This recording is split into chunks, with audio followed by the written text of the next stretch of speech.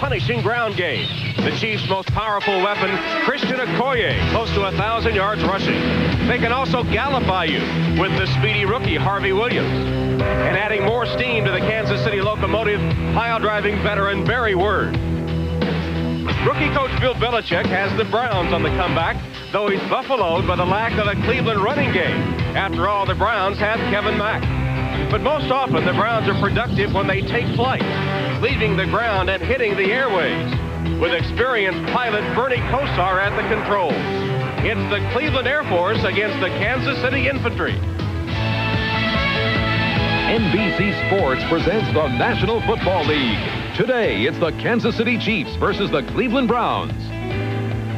And what better place for an old-fashioned football war than Cleveland Stadium, as the Chiefs take on the Browns on a cold Cleveland afternoon, 30-degree temperatures, a brisk wind, and snow flurries in the air. Hello, everyone. Welcome to Cleveland. I guess Tom Hammond with a cold Hall of Fame quarterback Joe Namath. You know, the Kansas City Chiefs right in the middle of the playoff hunt.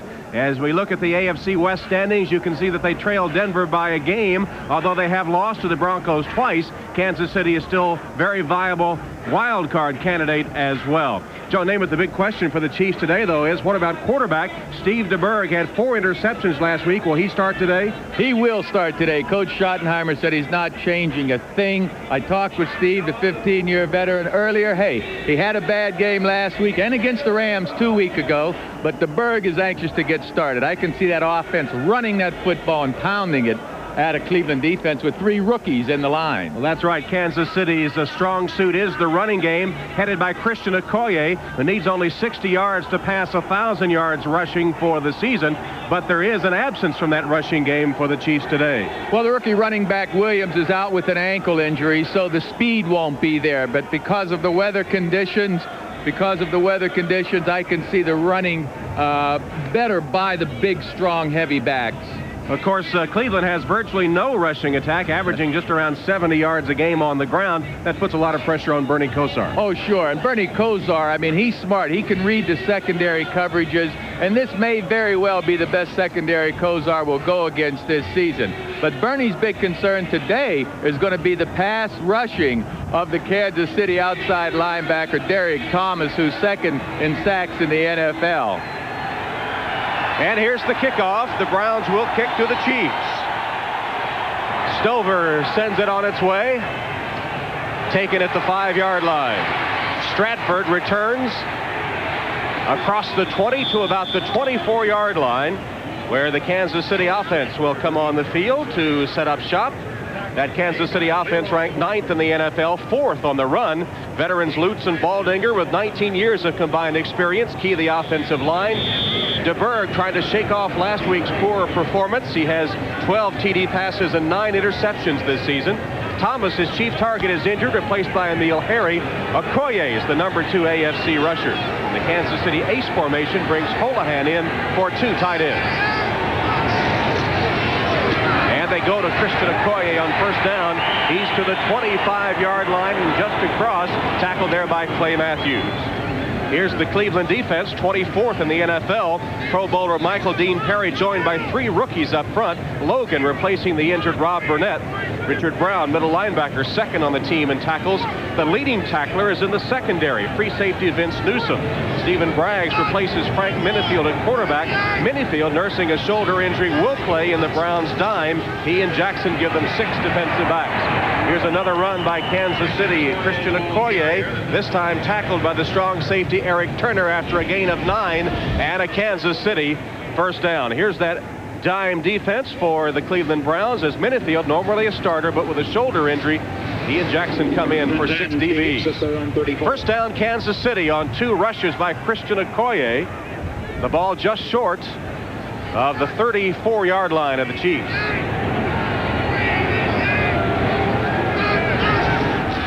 DeBerg handing to Okoye for the 3rd straight time, and this time the Cleveland defense meets him with Michael Dean Perry and Ernie Logan getting penetration in the backfield to stop Okoye for a loss of 1.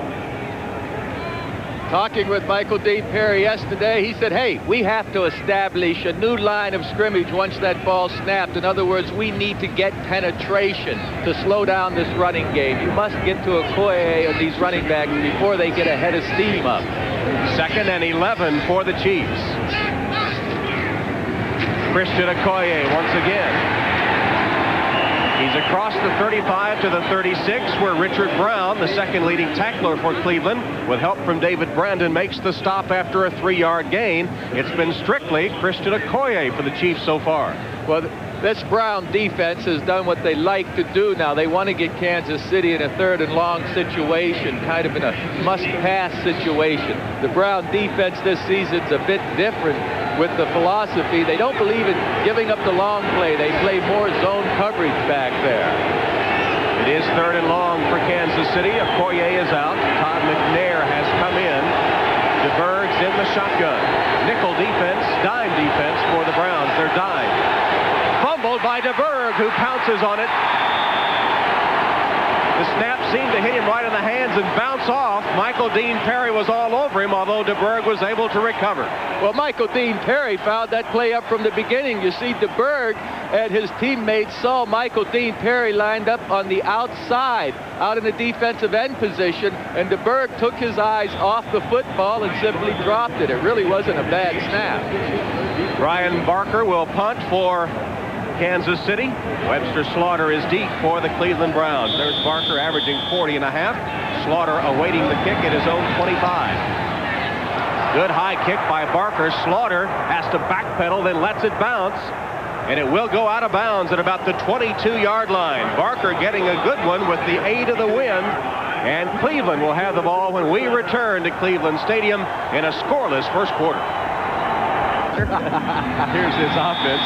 Center Mike Babb in his 10th year makes the line calls and helps rookie Ed King as at right guard. The super accurate Kosar is hit for 2,400 yards through the air, 13 TDs, only 2 interceptions. Slaughter, the Browns' #1 receiver. Mack, the top rusher, though he's averaging only 3 yards a carry. The Browns' 3-wide receiver formation is called Gold. Brennan is the 3rd wide out. Kosar to pass on 1st down. Just gets away from the rush and completes a short pass to the 25 to his tight end Scott Galbraith, and Dino Hackett was all over him. Here's a look at that gold formation for the Cleveland Browns as Brennan becomes the 3rd wide receiver.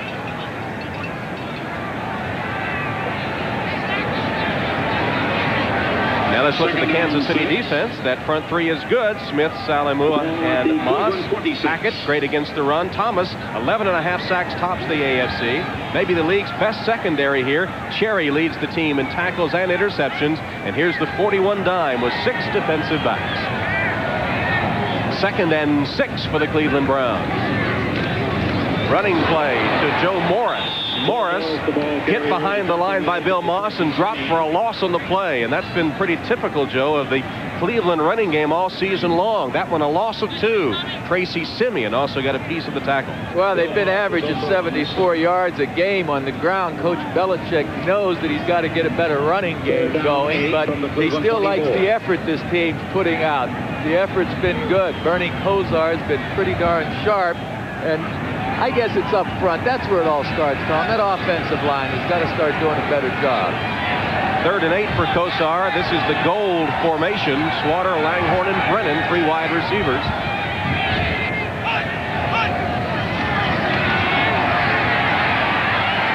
A rare scramble by Bernie Kosar, and he gets it across the 30, but short of the 1st down by about a yard. Lloyd Burris tackled Kosar after he gained 7 yards, but not enough for the 1st. Well, Bernie Kosar is going against, as I mentioned earlier, possibly the best coverage secondary in the NFL, and he simply doesn't have anyone open at this time. Now, Bernie's not that fleet of foot. A faster quarterback may have picked up this 1st down, but a lesser quarterback strategy-wise could have thrown an interception. So it was a good move on Kosar's behalf. Hansen to punt to Stratford. Fumbled the snap, but with no rush gets it away. Stratford from the 27 fumbles the ball. Loose ball. Browns have it. Well, they better not get too excited, Tom. You know, with that fumbled snap, I believe they may have had some linemen downfield a bit early. There is a penalty marker on the field.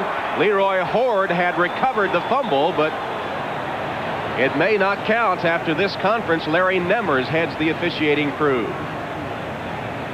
Well, you know, the coverage guys on the punt team, they just count a couple of beats and then they release. You called it, Joe. Yeah. After the fumbled snap, the lineman illegally downfield. And eligible downfield on the kicking team, number 33. Repeat, fourth down. It was Leroy Horde who was downfield early, the man who recovered Stratford's fumble. Yeah, that's not an error on Horde's part. I mean, you practice these punt snaps and the timing that it takes for the punter to get the ball off. You don't take into account a fumbled snap, a mishandled snap, a bad snap on the first bounce back to Hansen. Brian Kinchin, the reserve tight end, is the long snapper, and he one-hopped that one, and it is a big break for the Chiefs because the Browns would have had the ball down deep in Kansas City territory. Instead, Hansen will punt once again.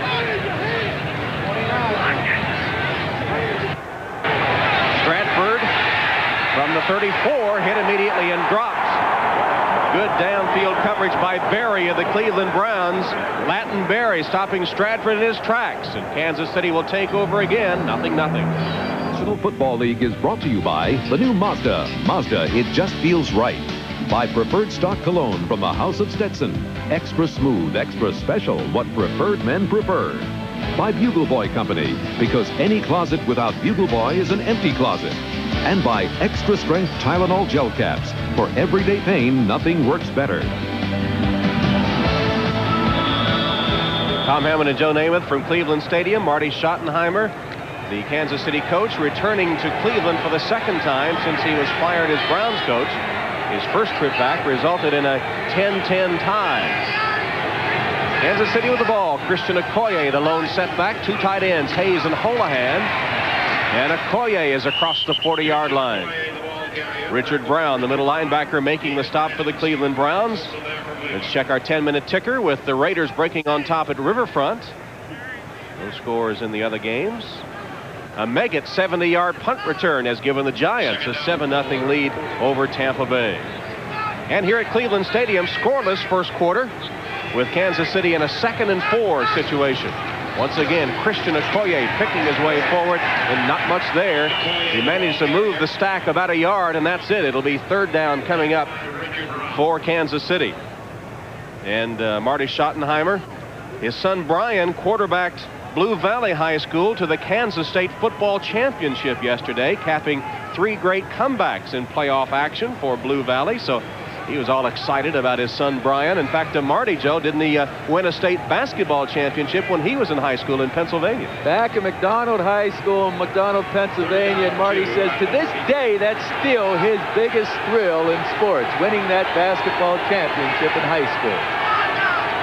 Again, two tight ends, the ace formation for Kansas City. Christian Okoye, third straight carry. He'll be close to the first down at about the 45-yard line. It'll depend on the spot of the football here. David Brandon and Michael Dean Perry wrapping up Christian Okoye, but it appears that he will just have enough for the first down. This is what Kansas City wants to do. Keep grinding out the yardage. This is going to be a game of field position today. I don't expect many big plays because of the weather conditions and the field condition. It's soft and slippery. Both coaches saying wind, the biggest factor. The Chiefs have it in their favor at the moment. Here's Okoye with his 8th carry of the game, and it nets only a couple of yards. 8 carries, 26 yards for Christian Okoye. And once again, Richard Brown in the middle of the defense for Cleveland with getting help from Sanga Pulatelli and Clay Matthews. The broad back of Christian Okoye. Deron Cherry was talking about Christian yesterday. I asked Deron if he ever tackled Okoye in practice, and he said, no, that'll shorten your career, although he did try it once. Ready to go at the line on a play-action pass, Kansas City, and complete to Holohan, the tight end.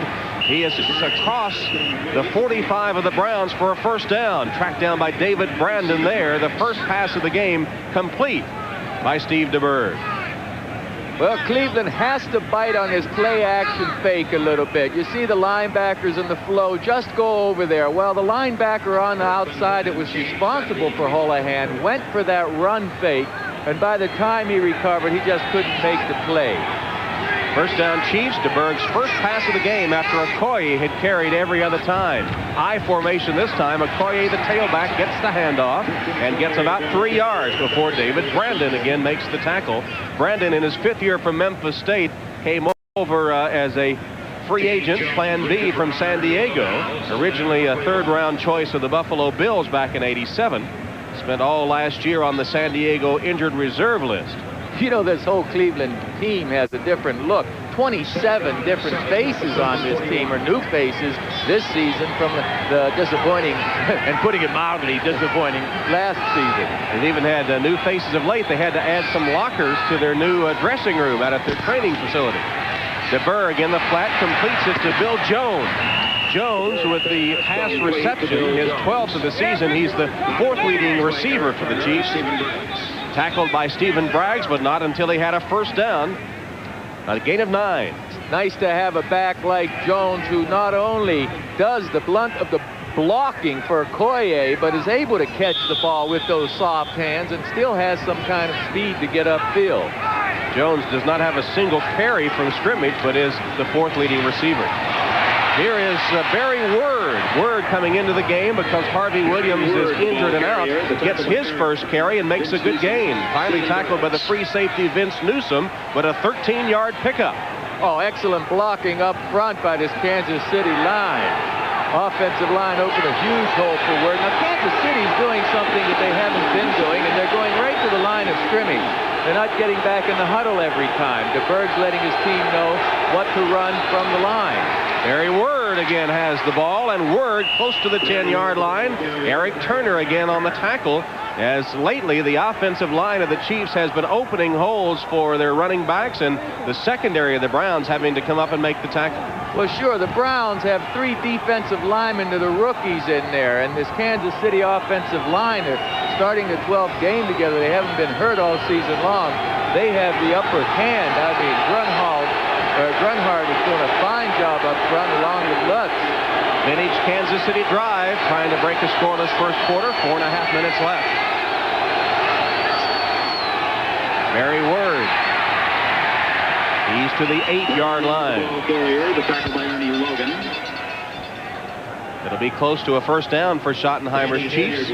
Ernie Logan, the rookie from East Carolina, getting the start in place of the injured Rob Burnett, gets credit for the tackles. The receiving core for the Chiefs has been depleted, including Rob Thomas, their top receiver on the year, who is inactive today. DeBerg's had to work with a lot of combinations of receivers because of the injuries, and if you want to use that as an excuse for his last couple of games being off, you may, but he doesn't choose to do so. Just inches short of the first down. It'll be 3rd and inches for Kansas City, and inside the 20-yard line, 22 touchdowns and 10 field goals. That's 32 scores out of 34 possessions. See the pockets in DeBerg's jersey, keeping his hands warm.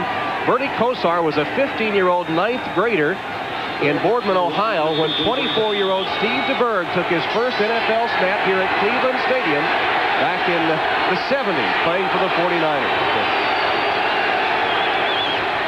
Okoye, yes, inside the 5 to the 4-yard line. 260 pounds with a head of steam, tough to stop. Eric Turner finally made the tackle. It'll be 1st and goal, Kansas City. Okoye hitting behind left tackle John Alt, and Zott, look at this hole up front. I mean, it's a huge hole. David Zott just does a wonderful job of turning the defensive lineman out. Christian Okoye has carried the ball 10 times for 34 yards. He's a likely candidate here. He's the tailback in the eye. Okoye, not much there. Cleveland throws him back to the line of scrimmage, and maybe a little more, not much. James Jones, another rookie up front from Northern Iowa, 3rd-round choice, leading the charge for Cleveland. where the game's won and lost, right down there in the pit. Look at this surge by the Cleveland jerseys. You see, they didn't get blown off that line very much, and Okoye had nowhere to go that time. I got to believe that Kansas City's going to have to put it in the air because Cleveland expects them to run. Second and goal, two tight end formation. Okoye is the only setback. Christian Okoye tries the right side, hit, fumbled the ball, loose ball. Cleveland's got it.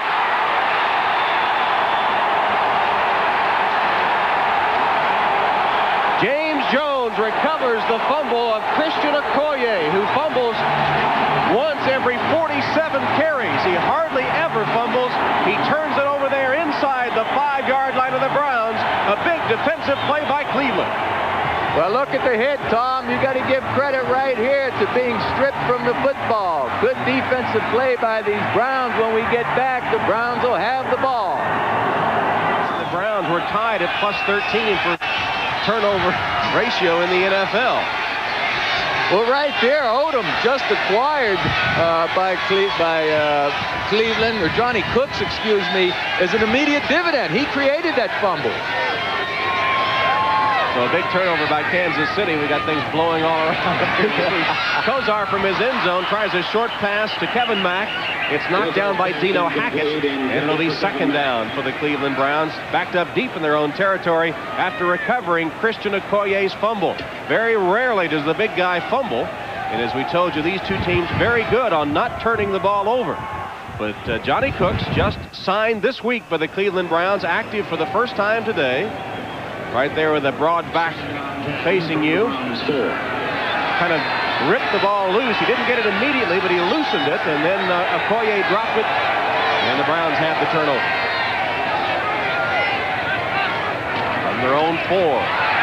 Kevin Mack bursts free for a moment, takes it to the 6-yard line, where Deron Cherry, who leads the Chiefs with 82 tackles now on the season, makes the stop after a gain of 3. Deron Cherry, who is practicing to be a color commentator. Back in Kansas City, he does high school color commentary, both football and basketball, on a cable station, and also hosts a cable Kansas City show each week. A budding broadcaster. Don't know how much longer he'll play in the NFL. This is his 11th year out of Rutgers. He said he's sort of taking it 1 year at a time, but playing very well this year. He said as well as he ever has after overcoming a knee injury.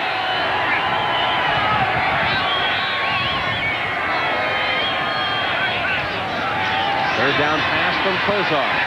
Whips it, intercepted at the 15-yard line. Only the 3rd interception this year thrown by Bernie Kosar. J.C. Pearson picked it off, cutting right in front of the intended receiver, Brian Brennan. Oh, yes, it was a poorly thrown pass by Kosar. I know he wished he had it back, but Pearson's awfully happy about it. Kosar tried to stick it in the middle to number 86. You see on the left side of the screen, and the ball is going to appear to be thrown to Pearson, who is in very good shape. Nice defensive play on a poorly thrown pass. Second interception of the season for J.C. Pearson. So Kansas City turns it over inside the 5, but Cleveland returns the favor. It'll be first down Kansas City at the Cleveland 16-yard line. Turnovers in weather like this would be very big in a game, you would think. Field position, too, yes. Turnovers, field position on a day like today. Turnovers always important, but in a game under poor weather conditions, doubly important. DeBerg with a pass to Jonathan Hayes, the tight end, who lugs it all the way to the 3-yard line. Play action pass on the fake to Okoye. The pass complete. Johnny Cooks makes the tackle. Once again, those linebackers for Cleveland are all frozen and going the other way because of the play action fake. That's why Jonathan Hayes is all alone out there. There's no one really to cover him. The safeties paid attention to the fake, so Jonathan Hayes was open immediately and turned it into a nice game. Cleveland linebackers were frozen, huh? No pun intended. Did you mean that literally? No. First and goal from the 2 for Kansas City. Christian Okoye fumbles again. And Cleveland has it again. James Jones, I think, has recovered the second Christian Okoye fumble. 2 fumbles Okoye, 2 recoveries Jones. Unbelievable. Okoye seldom fumbles. The Chiefs seldom turn it over. Almost always score in the red zone. And the rookie James Jones has recovered 2 Christian Okoye fumbles. Still scoreless in this first quarter. A first down run by Mack. Chris Martin makes the tackle. Let's check our 10-minute ticker. Raiders still leading 7-0. Mayhew with an interception, 31 yards for the touchdown, puts the Redskins up on Dallas. Pittsburgh breaks on top of the Oilers. Oilers can clinch the playoffs today, and the Giants still leading. Barry Sanders from 17 yards puts Detroit up 7-0. Here at Cleveland, 0-0 with 15 seconds left in the first quarter. 2nd and 9 for the Browns.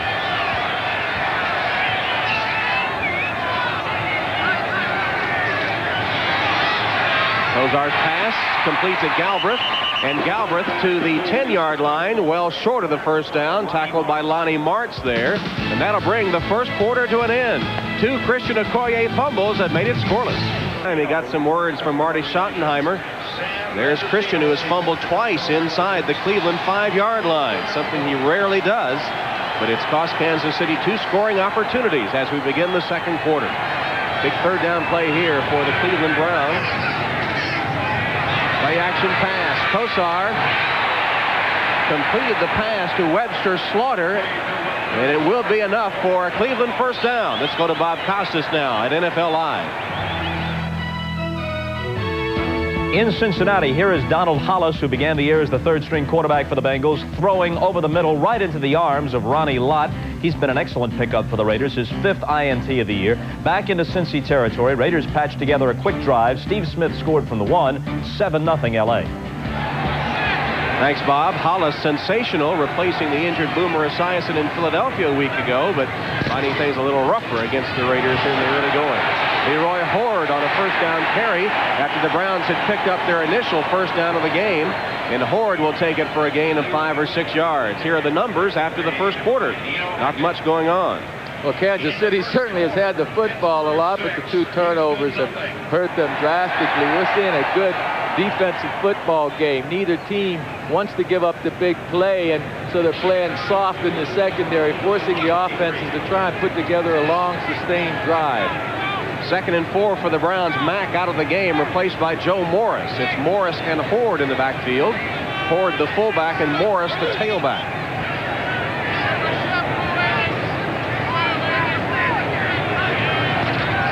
Joe Morris, hit behind the line, manages to stumble forward to the original line of scrimmage. It was Chris Martin that got penetration and hit Joe Morris shortly after he took the handoff. There's Martin in his 9th year out of Auburn, 3rd leading tackler for this Chief team. Martin shooting across the line of scrimmage. Here's the wild card contenders right now, and there's 5 of them we're looking at. There's the time. You know, Kansas City, to me, Tom, is better than the rest of the teams we're looking at, but they still have to prove it down the stretch. I would fully expect Kansas City to be there when the season comes to an end. 3rd and 4 for the Browns. Bernie Kosar threw no interceptions his first 9 games, but counting today, 3 in his last 3 games. Blitz by Kansas City, and Kosar scrambles. He'll be short of the first down. Neil Smith and Dan Saliamua coming from the defensive line, and the blitz by Lord Burris from the safety position, putting the pressure on Kosar. Well, that's having a lot of confidence in your secondary, and Kansas City does have confidence. They don't like to blitz Kosar very often because he can read so quickly. He knows where that one-on-one receiver is, and he's able to get the ball out to him. But not the last time. Kansas City got to him quickly. Hanson punting with the wind on 4th down to Troy Stratford, who takes it at about the 40. Stratford to midfield and crunched to the ground there. Stratford gets it to midfield after a 36-yard punt. There's a penalty marker on the play. Richard Brown made the tackle for the Browns. You know, it's interesting, Tom. We see the flags are blowing from left to right on the screen, but when I was down walking around the field before the game, it was blowing the exact opposite direction. Look at how the wind is blowing that flag. That's on the top of the stadium, but down on the illegal floor. block in the back on the receiving team, number 52, 10 yards from the spot of the foul. Illegal block by Tracy Rogers of the Kansas City Chiefs will set them back But down on the floor of the stadium, on the turf itself, as we look at the goalpost, the wind not very active. No, but that's why the Browns kicked right to left in the first place. We've got a timeout, 12:07 left in the second quarter. Chiefs and the Browns scoreless, 12:07 in the second quarter. Bill Belichick, rookie coach of the Cleveland Browns, says not making plays in key situations has hurt his team, who have 3 narrow losses, last 3 losses by a total of 8 points. Said today, though, if this weather was bad, and it is, that it'll be a field position game, and it has been turnovers in field position. Here's Barry Word bursting free and getting a Kansas City first down across the midfield stripe, tackled by David Brandon after a 12-yard pickup. Well, you see, Barry Word, look, they're getting back up to the line of scrimmage fast, but look how quick Barry Word hits the hole. He's a little quicker to the hole than Okoye, but not as fast as Williams getting there. This gives another dimension to the Kansas City running attack. Is Okoye not in there because of the 2 fumbles, do you think? No, I think they're going to use both of these backs. They've been using Williams and Okoye most of the season, alternating them. DeBerg's first down pass behind the receiver, Barnett, but Barnett turns around to make the grab, tackled by Braggs. Here's our starter 10-minute ticker now. The Raiders get a Roger Craig 6-yard TD run to go up 14-0 at Riverfront Stadium. Washington still leading, Buffalo on top of New England. 2 field goals by Anderson have the Steelers up 6-0, and Giants and Tampa now tied. Green Bay leading against Indianapolis. 3 wide receivers, Harry, Barnett, and Burden. Instead, Barry Word gets the carry and is across the 40 down to the 39-yard line of the Browns. Ernie Logan made the tackle as Christian Okoye on the sidelines after fumbling twice inside the Cleveland 5-yard line. Well, you'd think this is the play for Okoye. Get in there on a short 3rd down and 1, 3rd down and 1.5. Get that big man in there, but Schottenheimer has Barry Word in there, who's a pretty big back himself, and gets to the line just half a step quicker than Okoye. Word weighs 242 pounds versus Okoye's 260. And he is the setback on 3rd and 1. Barry Word not there. Tackled at the 40-yard line for a loss of a yard on the play. And there's that penetration you talked about again, Joe. That time it was James Jones, who already has 2 fumble recoveries, that got in the backfield. Number 96, James Jones, just fights his way through the block, or attempted block, to make the tackle in the backfield. Excellent effort. That's what the Browns have to do. Fight through that line of scrimmage, and it appears, Tom, that these Kansas City Chiefs on 4th down may go for the first down. DeBerg still on the field on 4th down, and a timeout taken. It looks like the Chiefs will try to get it on 4th down. Ball League is brought to you by Buick and your local Buick dealers. Remember Buick, the new symbol for quality in America. By Coors Light, the silver bullet is the right beer now. By Citizen Watches. Citizen, we've got elegance. And by Braun Electric Shavers. It is through superior design that superior performance can be achieved. From Cleveland Stadium, Tom Hammond and Joe Namath. The Chiefs and the Browns 0-0, and the punter on the field, Hansen is out, or Barker is out for Kansas City. It looked like they were going to go for it on 4th and 3, but they changed their mind in the timeout, so Slaughter is deep for the Browns. Barker's punt, taken on a fair catch by Slaughter at the 16-yard line. Well, the Chiefs may have been planning 4th and 3 to line up and perhaps draw the Browns offside. The Browns timeout eliminated the element of surprise, and now Cleveland takes over. I think cold to the bone would be a better sign for today. You see all those empty seats, don't you? But you can stay in your warm living room and see the second half of the doubleheader on NBC as the Dolphins take on the Chicago Bears. Should be brisk weather in Chicago today as well. Kevin Mack on a first down carry gets about 4 yards. Let's go to Bob Costas for another update. Tom, watch this catch by the great all-purpose back Thurman Thomas. First, Jim Kelly will scramble out of trouble. Then, just as he's hit, he throws it behind Thomas, who reaches back with his right hand, scoops it up, scampers in for the touchdown. For Kelly, his 26th TD pass of the year, far and away the league leader. And in Foxborough, it's Buffalo 10, Pats zip. All right, Bob, Thurman Thomas, a great one. leads the AFC in total yardage. The leading rusher, Christian Okoye, is second to Thomas. Here's Horde. Leroy Horde bursts free. Horde gets to the outside, to midfield. Leroy Horde, one man to beat. It's Derek Thomas who tackles him inside the 30-yard line. Leroy Horde rumbling for 52 yards before the speedy Derek Thomas can chase him down. Running by Horde behind Mike Babb, the center just to the left side of the line. He breaks these tackles with that leg drive and then shows us some speed that's rather surprising. Webster Slaughter's trying to make the play, but look at the speed of Derek Thomas, the outside linebacker for Kansas City. Check that hole out, folks. Dino Hackett clearly missed the tackle that time. Horde just ran through Hackett. First down, Cleveland, after the 52-yard run inside the 30 of the Chiefs. Kevin Mack, short yardage to the 25-yard line. Derek Thomas makes that tackle as well.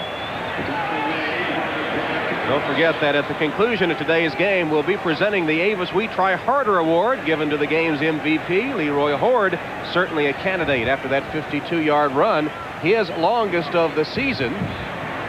In fact, Horde had only gained 46 yards on 16 carries coming into today's game. Ripped off a 52-yarder. That's the longest of the season for the Cleveland Browns by far.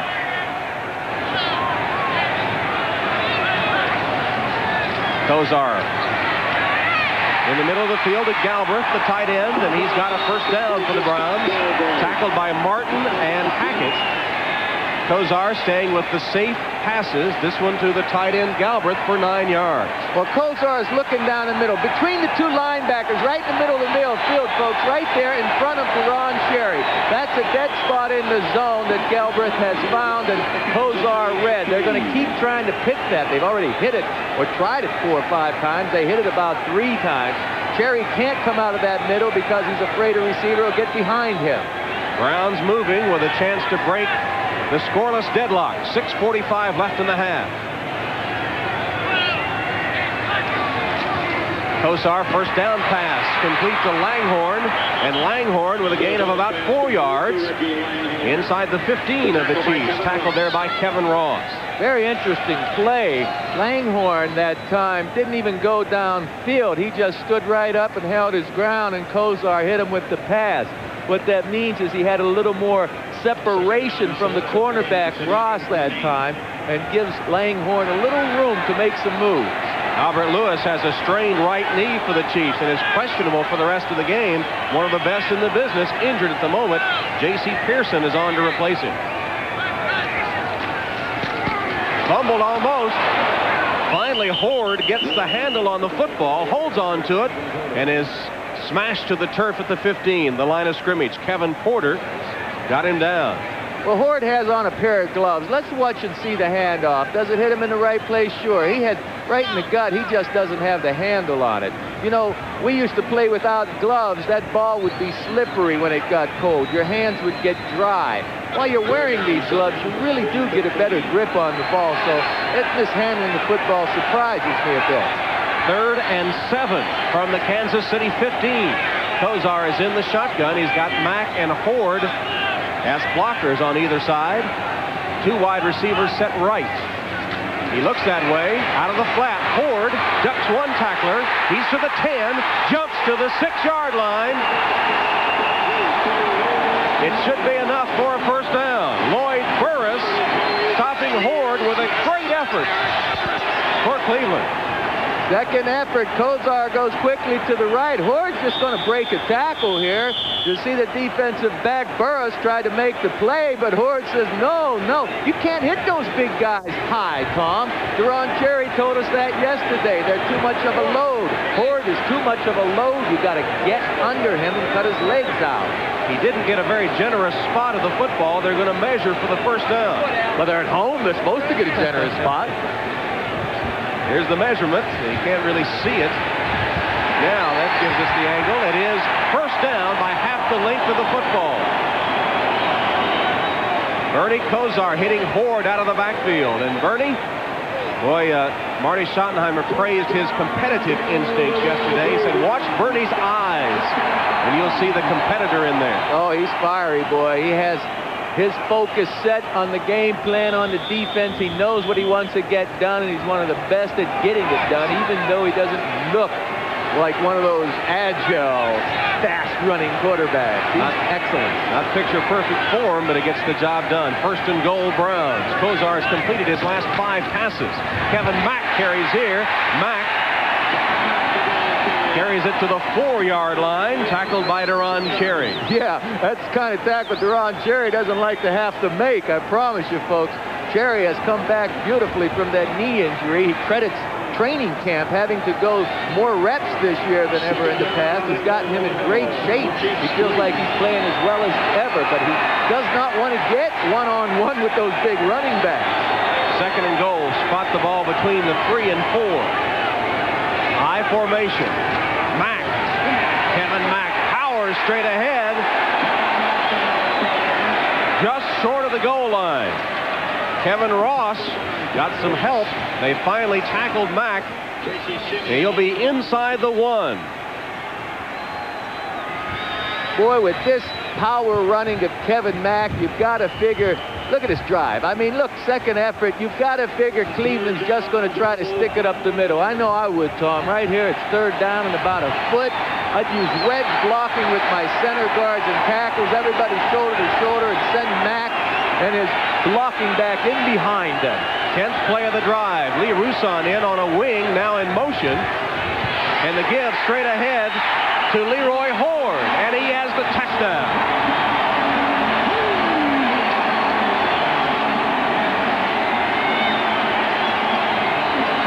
Poetic justice there, because it was the 52-yard run by Leroy Horde that set up the scoring opportunity. On the right side, behind Big Dan Fike over here, right tackle. Just drive right through the hole. Beautiful drive by the Cleveland Brown offense. Check out the right side of this offensive line. Once again getting through there. Nice blocking. Matt Stover is on to try the extra point for the Browns. Cleveland with a 10-play drive, keyed by the running of Leroy Horde, jump in front of the Kansas City Chiefs. It's 7-0 at the 3:31 mark. Browns have the lead after a great drive. Leroy Horde scored the touchdown and set it up with a 52-yard run. And now the Browns kick off with a 7-0 lead. Stratford, the deep man, takes it at the 13. Good return by Troy Stratford. He's across the 30 to the 32-yard line. Here's our starter 10-minute ticker for an update of the scores. Tim Brown, 75-yard punt return, giving the Raiders a 21-0 lead. New England on the board. It's 10-3 there. Warren Moon with a pass to Ernest Givens. Houston takes the lead at Pittsburgh. Barry Sanders' run still holding up, and Green Bay still on top 7-0. And the Cleveland Browns leading the Kansas City Chiefs 7-0. Steve DeBerg looking to get some points here before halftime. 3:22 left.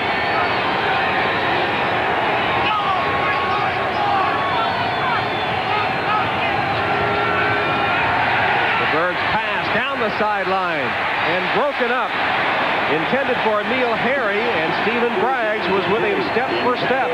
Braggs with good position. Well, yesterday you had the game, Harvard and Yale. You had the big game, Cal and Stanford. But next week here on NBC, Joe and I will be spending Thanksgiving weekend in New Orleans for the Bayou Classic. From the Superdome, Grambling and Southern. They've sent so many top players to the NFL. We'll see some pro stars of the future and a great college game, Grambling and Southern, next week, next Saturday here on NBC. 2nd and 10 for the Chiefs. That was the first long pass attempt by DeBerg. It went awry. Here's a play-action pass. DeBerg completes it short. Harry makes the catch and is immediately wrapped up by Vince Newsom. Short gain on that play. Vince Newsom, what a good fun. Hey, there are the guys coming up at halftime, NFL Live. I like to listen to those guys. They They have so many good, informative things that's happening, huh? That's not what you were saying earlier. I know. But I was only kidding earlier. I like these guys. The Domino's Pizza NFL Live halftime report. Messrs. Costas, Parcells, Simpson, McDonough. All the scores and highlights and some other insights as well. Todd McNair in the backfield. Perry, Barnett, and Burden. 3 wides, actually 4 wides on now. DeBerg's pass. Wide of the intended receiver, Troy Stratford. And the Browns defense holds. Braggs was covering Stratford. Figaro also in on the play. Here's our Xerox Sports Facts. Who were the head coaches the last time the Chiefs beat the Browns in Cleveland? That was way back in 1972. I'm not going to give you the answer, but I don't know if those coaches would have called a safety blitz on that last play. That was Hilliard that got in there to force DeBerg to throw the ball quickly. Now Cleveland may get their best field position on this punt. Barker punting to Slaughter. Webster Slaughter takes it at the 28. Gets to the outside. And then nice tackle in the open field made by James Saxon. Here's the answer to our Cannon Sports Facts question. Back in 1972, who were the coaches the last time the Chiefs won here at Cleveland Stadium? Kansas City's Hank Stram and Nick Scoring for the Cleveland Browns. Boy, Tom, that's so long ago I was even playing. My goodness. Hey, this is the best field position, by the way, the Browns have had so far. The Chiefs and Schottenheimer have been getting the ball in around the 40-yard line or so and have no points to show for that great field position. Cleveland's been starting out in their own territory. Now they're at about the 37, 38-yard line with plenty of time left on the clock for Kosar to get some more points. That net punt by Barker only about 28 yards. Kevin Mack, good hole up front as Mack takes it to the 44-yard line, tackled by Tracy Simeon as we approach the 2-minute warning. Gain of 5 by Kevin Mack, and the clock will stop with 2 minutes remaining in the first half. The Cleveland Browns, bidding to upset the Kansas City Chiefs, have a 7-0 lead. Chiefs 7-0 with 2 minutes left in the first half of play, and the gloves the receivers and even the linemen wear have to feel awfully good in this weather today. But Joe, as we visited the Cleveland locker room yesterday, we found another use for these used gloves. Right, well, they use the gloves, they give them to the homeless. You know, a lot of people around here, Cleveland, need gloves during the winter time, so they gather them up, they save them, and they help out some folks that can certainly put them to good use. Take the used gloves and used socks and donate them to the homeless. Here's Langhorne on reception. Stuck at the 35-yard line, but a good gain for the Cleveland Browns as the Kansas City Chiefs come away with the football, but they're going to rule that the fumble occurred after he was down. Oh, what a hit, though. I mean, my goodness. First of all, it's nice pass protection up front for Kosar. Langhorne's wide open, makes a nice run, but check out this hit. You talk about a form tackle. Pow! I mean, Chris Martin just absolutely squared up on Langhorne and just guarded him. I don't know how Langhorne held on to the ball, Tom. Gain of 23 for the Browns. Kosar's pass again. This one short, complete to Langhorne. And Langhorne is to the 28-yard line of Kansas City. Browns stop the clock with a timeout. 1:13 left, trying to add to their 7-0 lead. They have the ball at the 29-yard line of the Kansas City Chiefs, already leading 7-0. Bernie Kosar has completed his last 7 passes for a total of 60 yards. Stay with us at halftime for the NFL Live Domino Pizza halftime report. 2nd and 4, Kosar in the shotgun, working on a string of 7 in a row. Direct snap to Mack. Kevin Mack takes it to the 25 and then is thrown back to the Kansas City defense. It'll be close to a first down. Deron Cherry led the surge for the Chiefs. Clock inside 1 minute. Cleveland doesn't want to use that last timeout. Kosar is trying to get his team together, try to make the first down right here, then maybe stop the clock even by throwing it in the ground. But Kosar wants the first down here. 3rd and a yard. Kevin Mack hits a pile and is stopped and thrown back. Mack will not pick up the first down. Bill Maas submarining, getting penetration and stacking Kevin Mack up right at the line of scrimmage.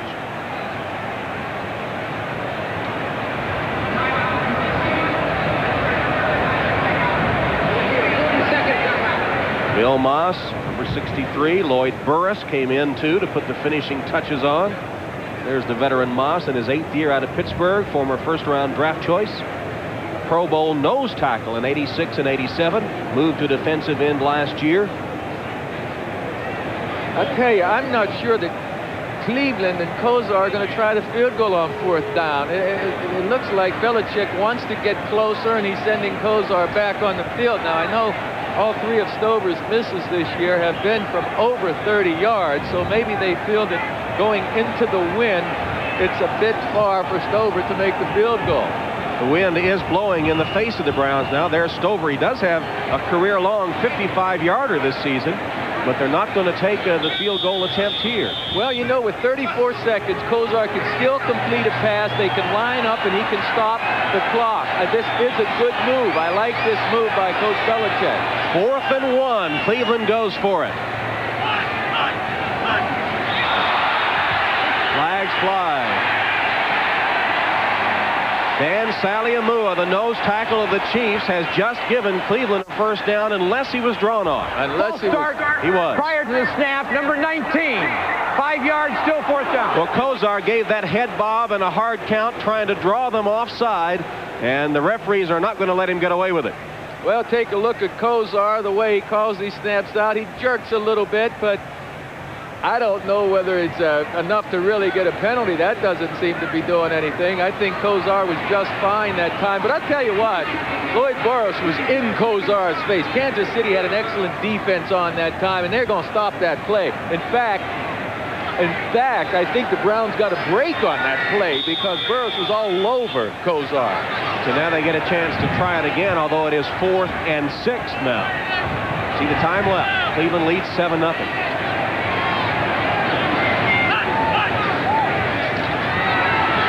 Kosar's pass complete to Langhorne. He has a 1st down. He's to the 16-yard line, tackled by Chris Martin. Clock continues to roll. They have 1 timeout left. He'll down it right here. Easily, sure. That was nice coaching on Belichick's part.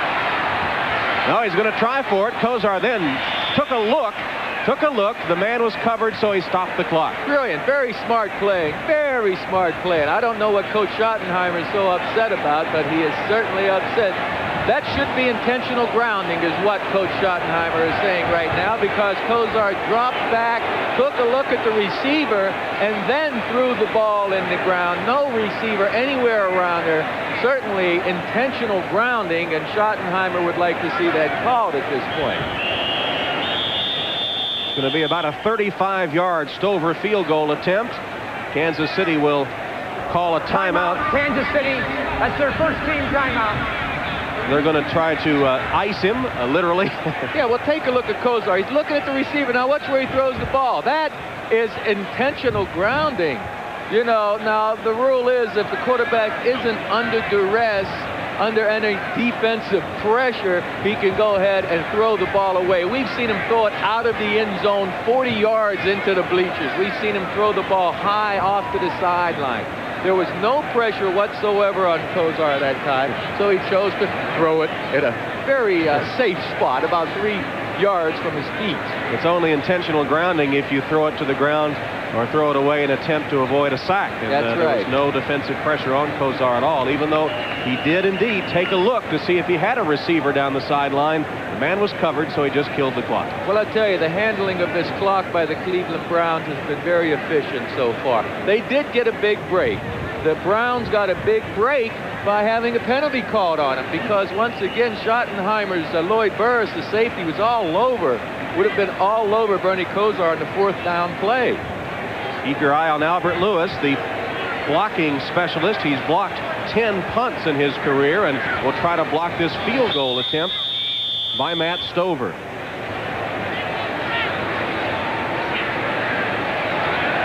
Lewis to the right of your screen on the outside. Stover gets it away, and it is good. The Browns, with another impressive drive, get on the scoreboard with just 9 ticks remaining in the 1st half. And Cleveland right now, the more impressive of these two teams, trying to put a dent in the Kansas City Chiefs' playoff hopes, have sprinted to a 10-0 1st half lead. Marty Schottenheimer saying to win the division, his Chiefs had to win all the remaining games.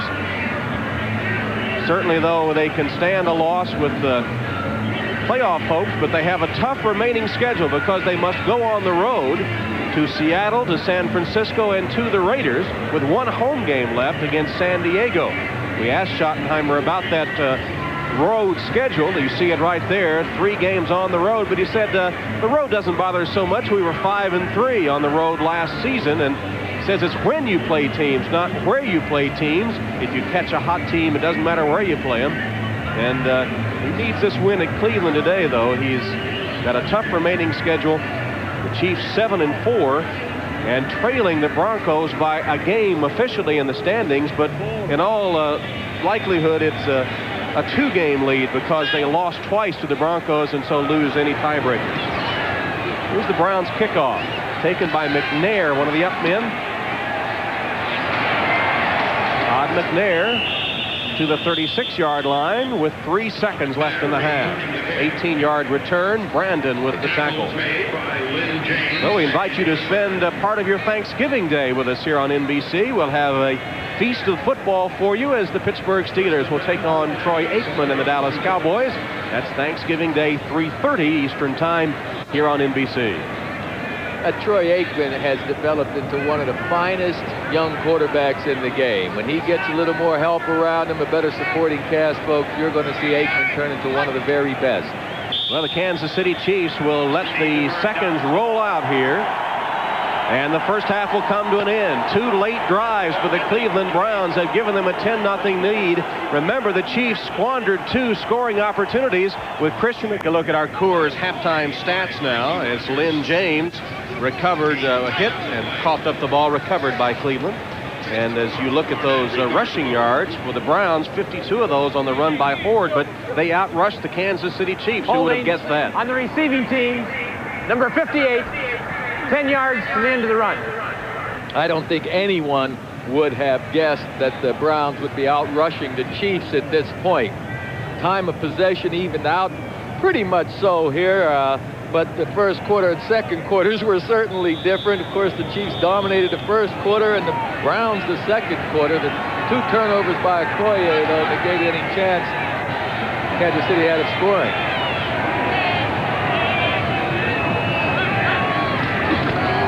Kevin Mack, his first carry of the second half, takes him to the 22-yard line, where he's stopped by Neil Smith.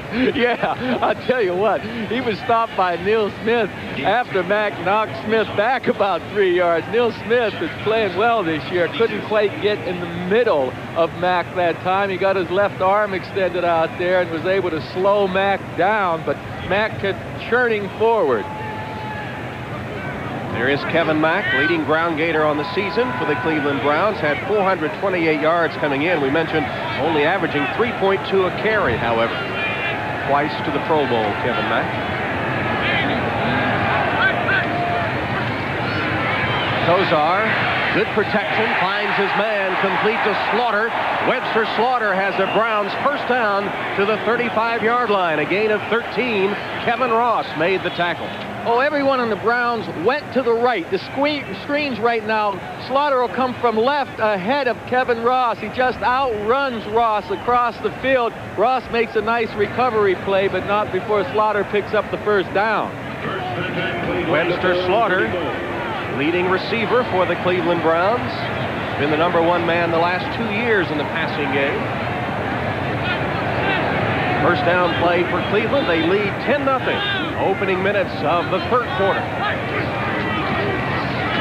Leroy Horde. Not much there for Horde. Back to the original line of scrimmage. Stacked up by Bill Moss up front for the Kansas City Chiefs. Moss is playing a fine game over there at defensive end position. This is where Kansas City is going to excel, or where they must excel if they're going to get to the playoffs. This defense of theirs, they've got to be able to stop the running game. They've got to be able to stop this Cleveland Brown attack right now because they're 2 scores down in tough weather conditions.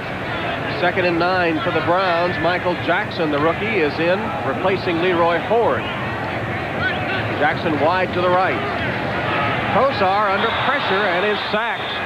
Lonnie Martz came on a linebacker blitz and was right in Kosar's face and takes him down. Martz, in his second year out of Tulane, made 2 starts this year, the first 2 of his career. Big play here. Kosar wants to throw. He's ready. Galbraith falls down on the play, and so Kosar has to hold on to the ball, and that's how Martz gets back there. I didn't see anyone block Martz at all. Loss of 7 on that sack, the 24th on Kosar. You see the defense for Kansas City leading in several categories in the AFC standings. Kosar now with a 3rd and 16.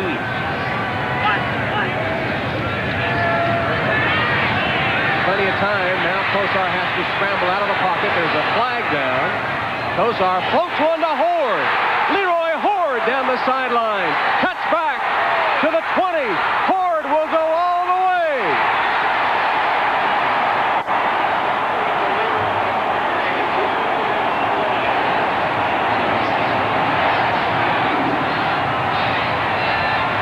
Kosar getting up slowly after a 76-yard pass and run by Horde.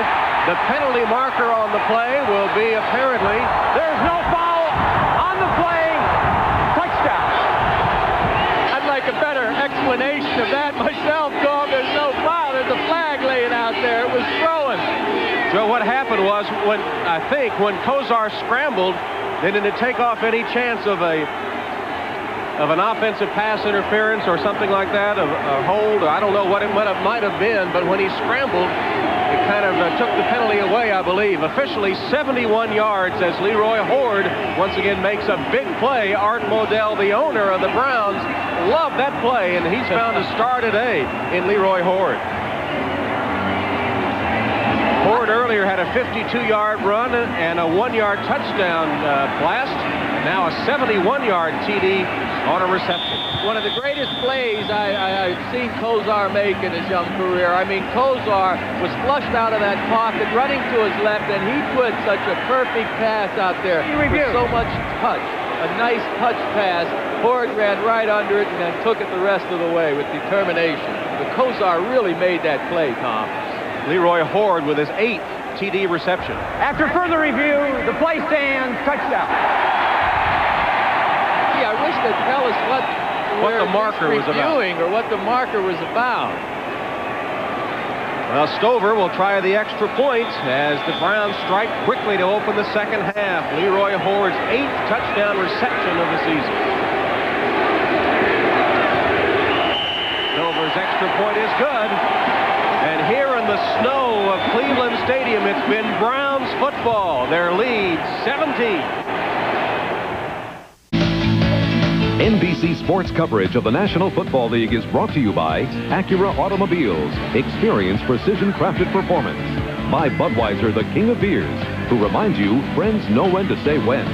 By Radio Shack, America's technology store. Nobody compares. And by Hertz. We never forget who made us #1. We're Hertz. We're America's wheels.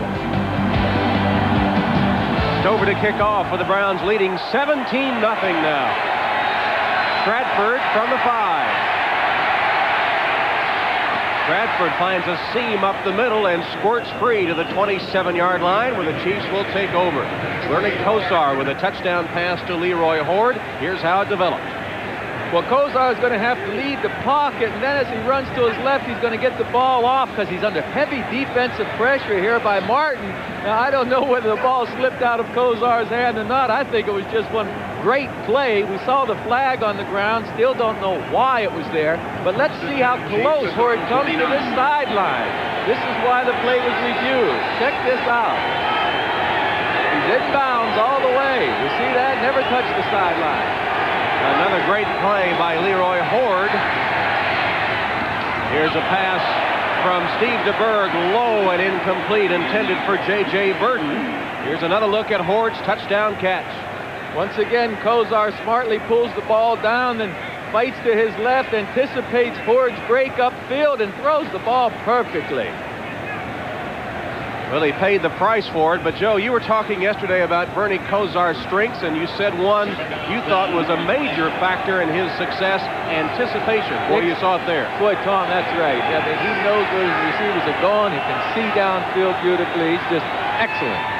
Here's Barry Word. Word picks his way forward, and Richard Brown makes the tackle. A penalty marker down. You know, the penalty, Joe, we're told now that the penalty on Horde's touchdown pass was against Lonnie Martz for a defensive hold, but when Kosar scrambled, that means no more holding. Is that correct? Well, apparently that's correct. Sure, they thought he was going to run, and so the defender was able to play off the blocker. Right tackle on the defense. Still second down.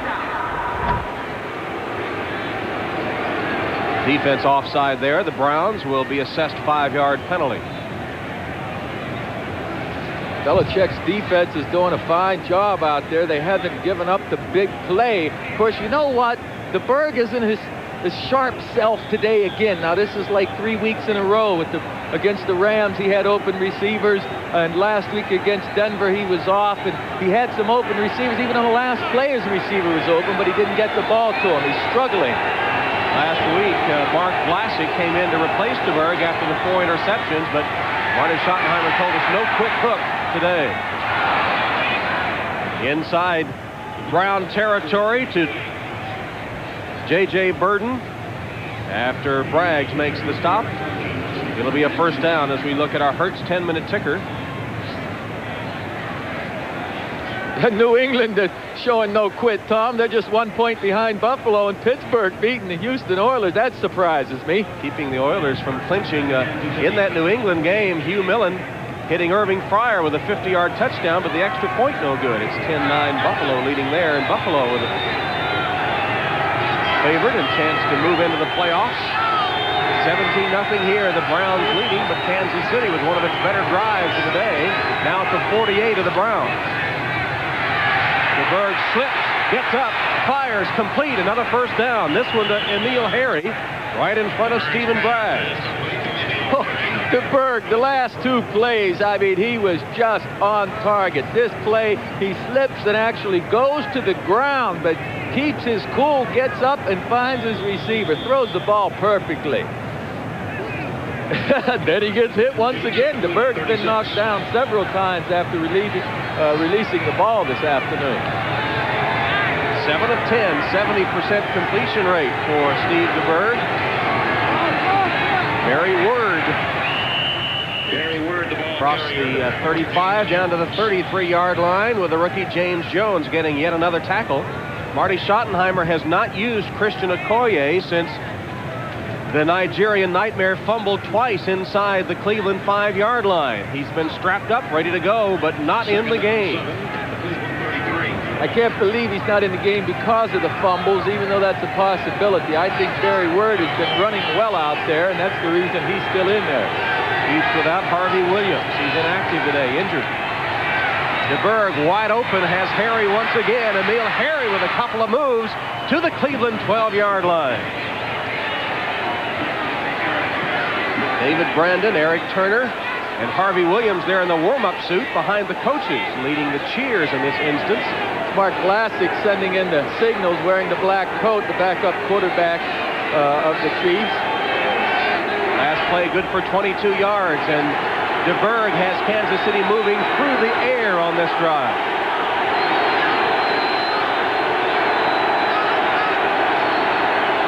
Word. Not much there. Cleveland stacking its defense to stop the run, and that's why the most productive play this drive have been the pass plays from DeBerg. Some overcoat. He's got a full-length coat on, Mark Vlasic, signaling in the plays. He's from Iowa. He ought to be used to the cold. Well, he's went to Iowa. He's from Monaca, Pennsylvania, just down the road from Beaver Falls. Not very far. Same deal. You're from Pennsylvania. I see you shivering over here. 2nd and 9, Kansas City.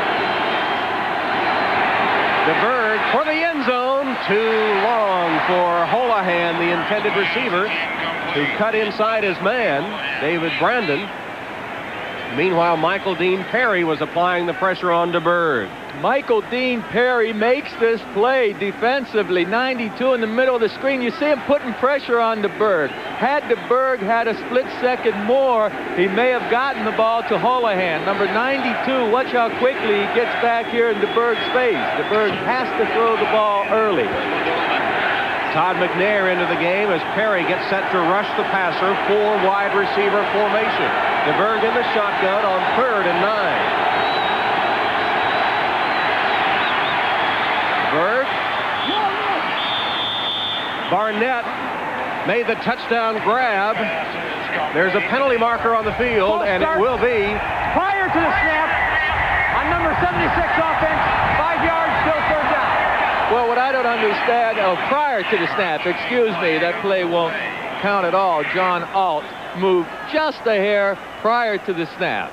That nullifies a touchdown catch by Barnett.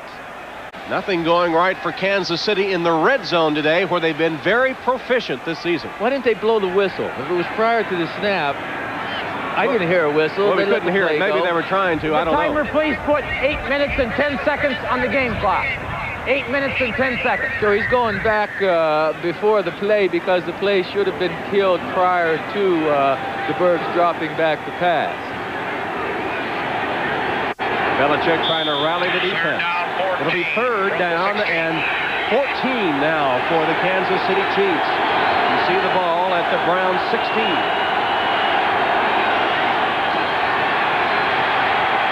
DeBerg's pass intended for Harry and overshoots the mark. Eric Turner was covering Harry on the play. Not a good pass from DeBerg, and it'll be a Lowry field goal attempt upcoming. Belichick has to like his defensive effort out there, and Schottenheimer's got to be wondering what's happening with the pass protection. He's talking to his offensive line coach there, and Nick Lowry, Tom, one of the best ever, huh? Well, the best ever, the most accurate field goal kicker in NFL history, 79.2%. Also 10th all-time in NFL scoring, has 4 NFL records, and has hit 15 of 18 this season.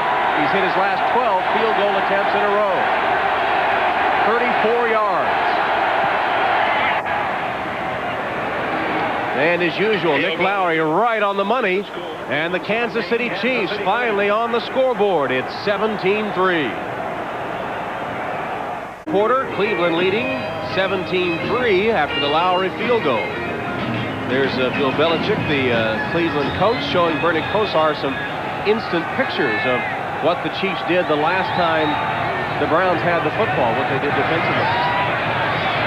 Kickoff taken by Joe Morris, and Morris scoots up the sideline, breaks a tackle, and is at the 24-yard line, where he's tackled by Simeon.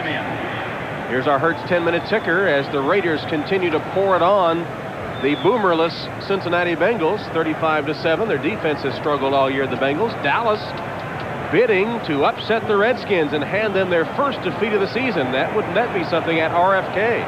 Buffalo with a 1-point lead, finding the going tough in New England, as most teams have this year. Pittsburgh trying to ruin the playoff clinching hopes of the Houston Oilers, and the Giants and Tampa Bay tied up.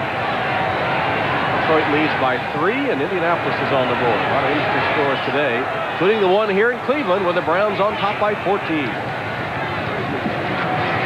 Kosar's pass intercepted, deflected, bounced off the intended receiver Langhorne, and then picked off by Kevin Ross, the Pro Bowl cornerback, right on the spot to make the interception, his first of this season, and it came on the deflection off Langhorne as Ross limps to the sideline. He's had an ankle problem. He just returned against Denver last week after missing 2 games. Well, the pass is right a little high. Actually, had Langhorne been looking for that ball earlier, it could have been a completion, but the timing was a bit off, and Langhorne didn't get his hands up quickly enough. The ball was on top of him awful quickly, and just Kevin Ross, nice reaction for the interception. Second interception today by the Kansas City defense.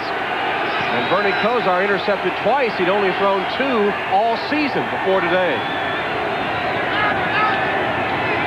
DeBerg on first down. And he throws an interception. Picked off by Braggs. And Braggs, with a convoy of blockers, brings it back to the 42-yard line.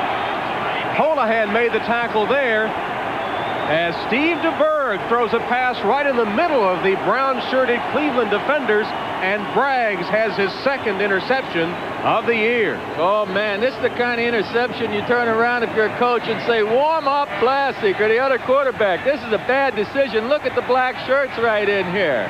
The ball was nowhere on target, and it's just a nice interception by Braggs, but I think DeBerg really made a poor selection that time. Well, will we see Mark Vlasic? Last week, after DeBerg pitched the 4 interceptions, he got the hook. Vlasic was in.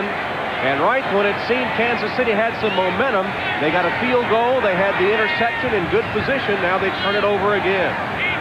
Spot the ball back at the 39-yard line of Cleveland. Kosar dumps it short to Mack. Buffeted to the turf at about the 44 with Neil Smith at the bottom of the stack. Dino Hackett got a piece of the tackle as well. Beautiful Kansas City defense that time. Nice Kansas City defense. There's DeBerg putting on the black coat and Vlasic standing beside DeBerg. We don't see Vlasic warming up any, so I fully expect DeBerg to come back into the game. Marty Schottenheimer told us last night that he talked to DeBerg about 2 things this week: setting his feet and not prejudging where the ball should go. That last might have been just that, him prejudging where he thought the ball should go in relation to reading the defense. Here's Leroy Ford gaining a couple of yards before Tracy Simeon makes the stop. Schottenheimer said DeBerg prepares so diligently. He knows the tendencies of the defense so well that he often prejudges where the ball should go in certain situations, and that's been his downfall the last 2 or 3 games. Sure, because the defense sometimes will cross up a quarterback, not let things develop the way they have been developing in the past, give a quarterback different looks, send people into areas that they haven't been sending those people to confuse the quarterback. That last pass by DeBerg, certainly I couldn't see how he was going to fit that thing in there, Tom. I mean, it was well defensed.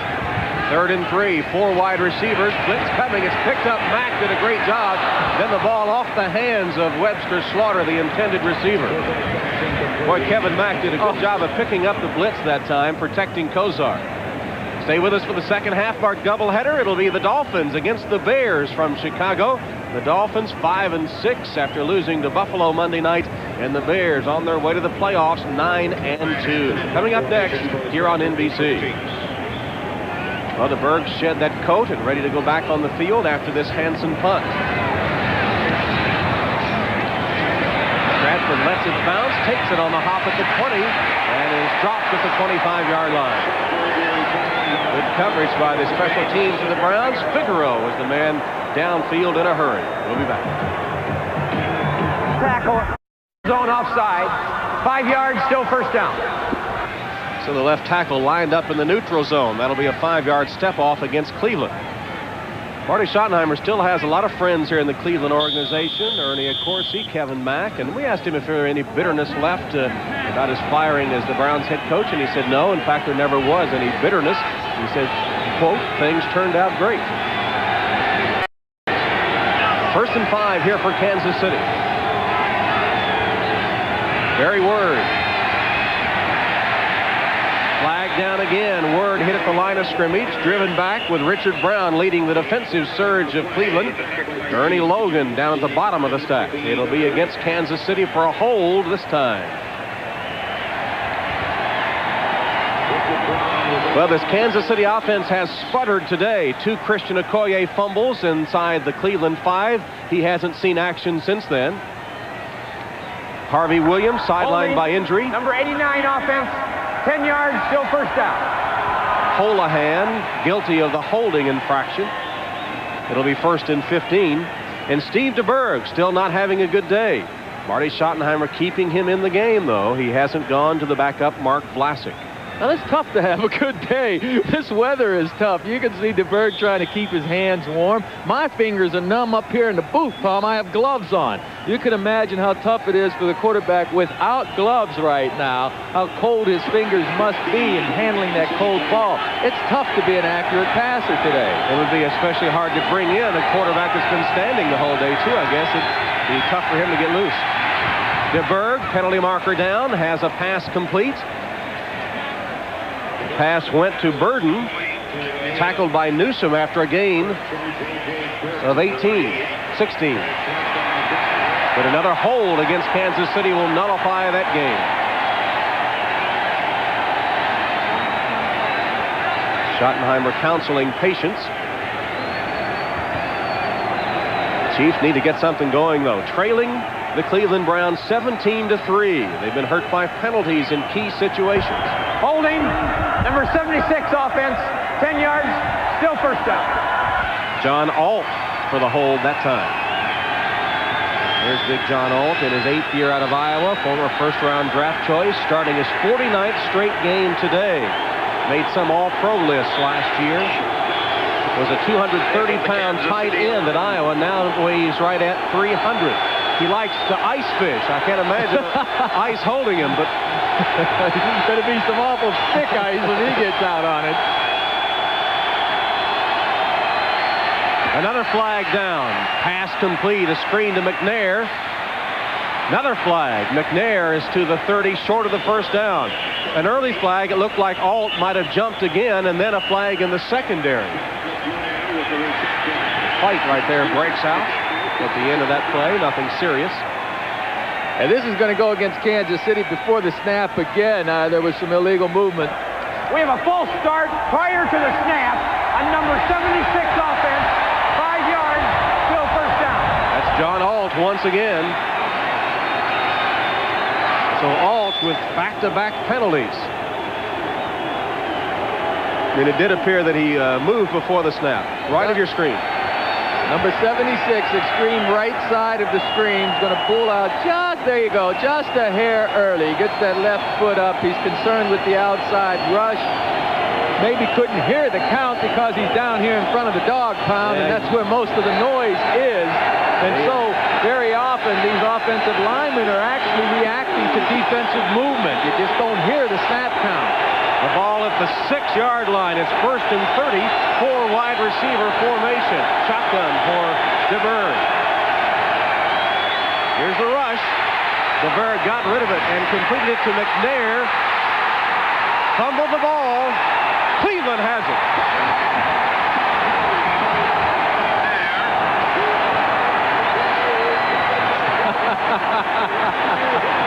Is that a happy man or what, huh? Mr. Art Modell cheering for his Cleveland Browns and a dejected DeBerg. Randy Hilliard, the man that recovered the fumble. Well, McNair's going to take it on the left side of the screen, and you'll see him lose the ball before he gets down to the ground. Figaro figuring to be another big play here today, jarring that ball loose. Second forced fumble by Figaro. Randy Hilliard recovers it. McNair with another Kansas City turnover. These two teams were the best in the AFC in turnover ratio coming into the game. We said that bad weather might make it a turnover game, and turnovers have been huge in this one. His interception, the play is being reviewed. Did he have possession before he fumbled, Joe? That's the question under review at the moment. Well, I'd like to see it again. It appeared that he did have possession of the ball. Took a couple of steps, then had it stripped. After further review, the play stands as called on the field. Play will stand, yeah. There you go.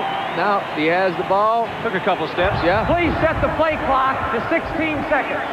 Set the play clock to 16 seconds. Well, the dog pound loved it. They may get a chance to see another touchdown on their end. A big old dog right there. Oh, he's a big boy.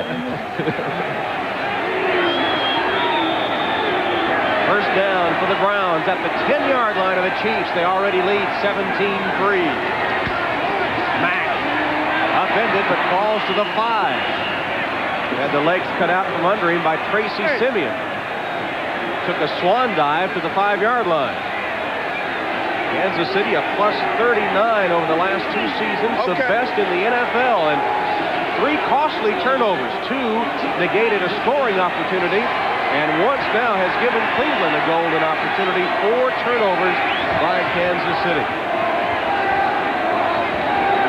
2nd and goal for the Browns at the 8-yard line of the Chiefs.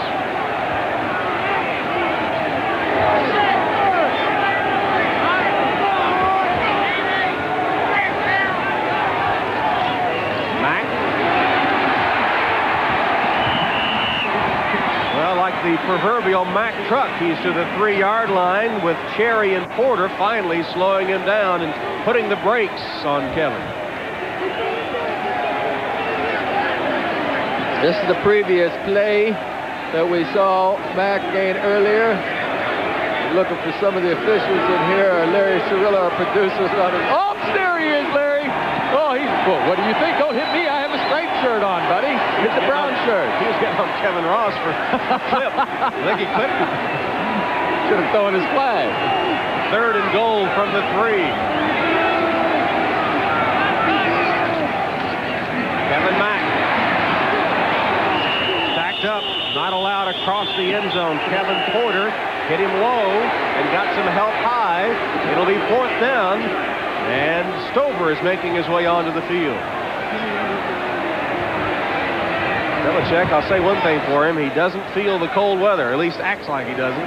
He's had that sweater on all afternoon, and Marty Schottenheimer a little more, I guess Schottenheimer's had more games here at Cleveland Stadium than Belichick has. He knew how to dress. Stover will try the field goal, about 20 yards, officially 21-yard attempt.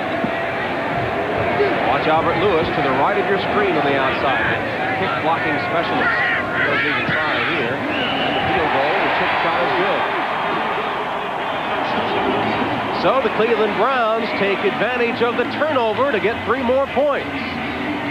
Left in the 3rd quarter, the Browns have extended their lead to 20-3 over the Chiefs.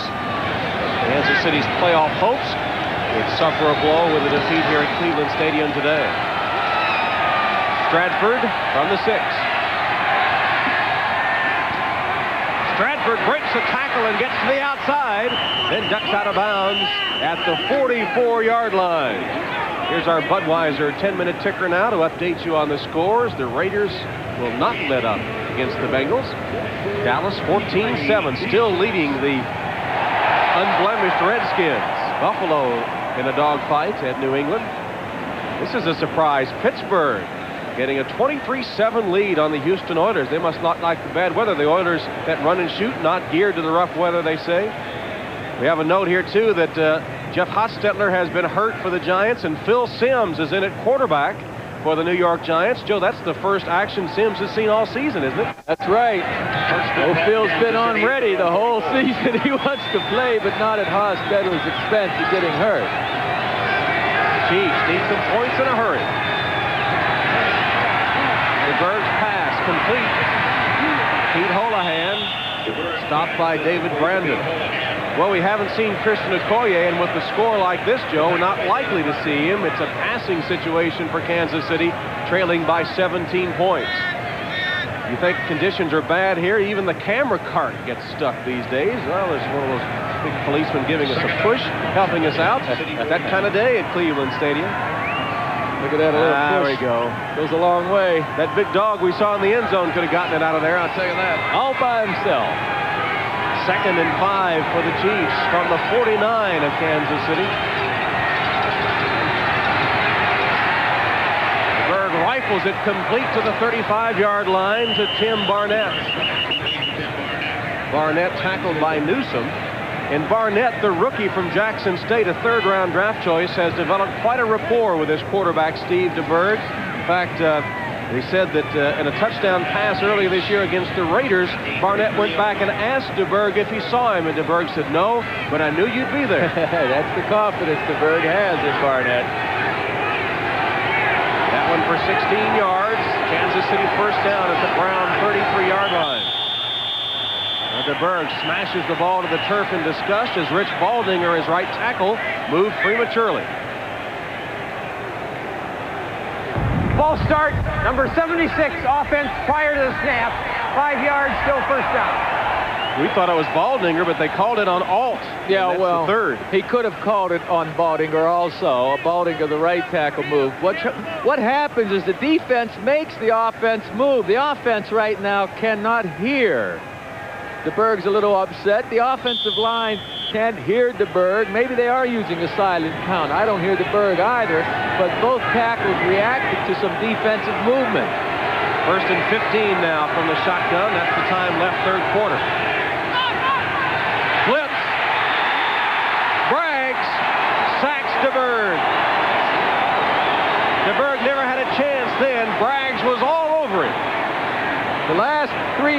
DeBerg's gotten good pass protection. This time, Cleveland chooses to send 36 right in the middle of the screen. Off the corner, no one is assigned to block Braggs. DeBerg has no chance at all. Nice defensive call. 8-yard loss, and that'll bring the third quarter to a close.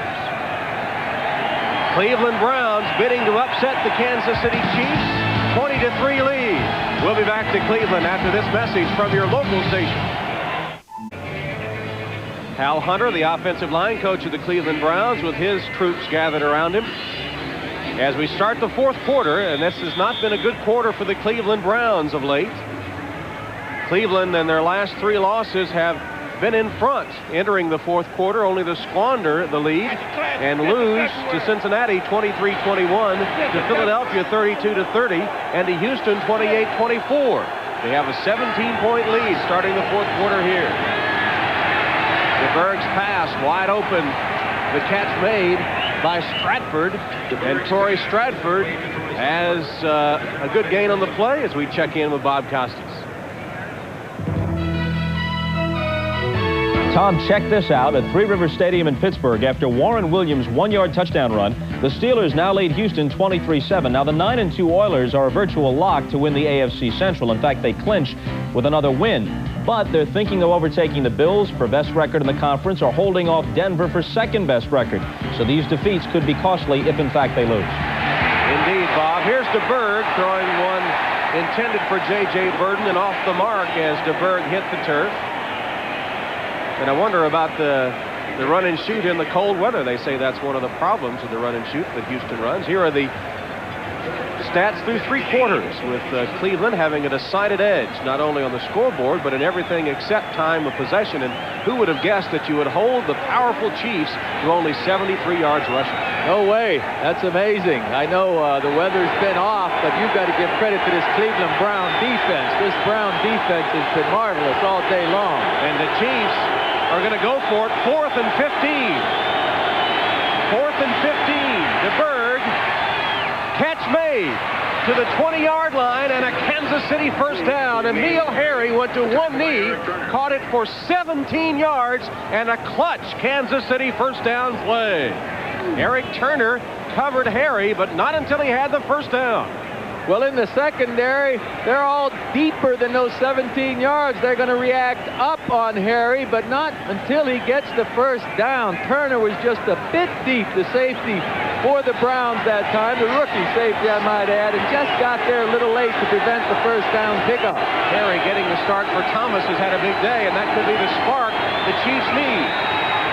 DeBerg again across the middle, juggling catch made by McNair, and a good run afterwards. Todd McNair is inside the Cleveland 10-yard line with another Kansas City first down. Alfred Jackson just tripped him up to save the touchdown. DeBerg's patient. He's taking his short receivers, getting nice pass protection up front. McNair sneaks out of the middle of the line, catches the ball on the rebound, and then there's some sloppy tackling here by the Browns. I don't know whether they're ducking their heads or what. It's just poor tackling that time on McNair. Ball just short of the 10. The Chiefs can get a first down without scoring. Too high through the end zone and incomplete. Intended for Troy Stratford. Penalty marker down. Hold against Kansas City. Man, have they had some crucial miscues. Yeah, John Alt has been having a problem today. I'll bet you this penalty's on Big John again, too. Holding. Offense, number 76. 10 yards, still first down. Well, rarely do offensive linemen get their name called unless they make a mistake. And we have heard John Alt's name called now. Is that 4 penalties against him or 5? I don't know, but on the left side of your screen, 76 is blocking. Now, if that's a hold, I'm a pumpkin or something. I don't believe that. That looked like a fine block by John Alt. I mean, the defender got in the middle of him, and he was on top. I can't see holding called on that play. A pumpkin? I saw a little stem coming out of your head there. Thanksgiving's coming up. 1st and 20 for Kansas City. Will they be their own worst enemy? Down deep in Cleveland territory again. Pass completed to Burden. And the speedy Burden, who was an 8th-round Cleveland draft choice back in 1988. takes it on the fly and is finally chased down by Figaro and Turner. Schottenheimer's Chiefs need a score here. Well, they need 7 here. He wants to get that touchdown up there. Belichick knows that the more time his defense can keep Kansas City out of the end zone, the better his chances are. He wants to run that clock as long as possible with this lead. 2nd and 4. The ball just inside the Cleveland 5. DeBerg on a slant. Incomplete. Intended for Barnett. Oh, the rookie had that one. Oh, Barnett, I know he wished that it held on to that one because DeBerg put it in the right spot. Tim Barnett just lets it go right through his breadbasket. They had a little pick play on there, and Barnett broke free in front of midfield, right through his hands. Well, the Chiefs have outscored their opponents. The Browns have been outscored. Let's see how the 4th quarter unfolds. Cleveland leading 20-3. Kansas City knocking on the door with a big 3rd down play upcoming. Incomplete. Terry wanted an interference call but didn't catch it. A lot of traffic in the end zone and the pass a little wide. Well, there is a lot of traffic, but I think the ball's out in front, and there's really not a foul called on the play. The defender's all over the receiver, but no foul. I tell you, Barnett dropped a touchdown pass. I mean, turnovers are one thing, but when you have a touchdown opportunity, as Kansas City just had, you've got to make those catches. You've got to make the plays, and Barnett let one slip right through his hand. Lowry has hit 13 in a row. This one would be from 22 yards.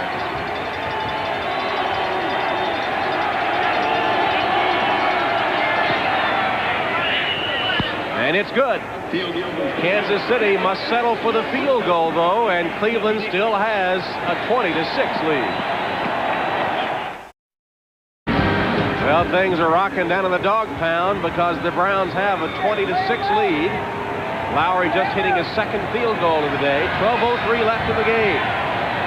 Kansas City kickoff with James and Morris deep. Joe Morris from the 9. Clotheslined and taken down by Tracy Rogers. 16-yard return. Kansas City getting the field goal, though, after a missed opportunity on a touchdown pass. The rookie Barnett.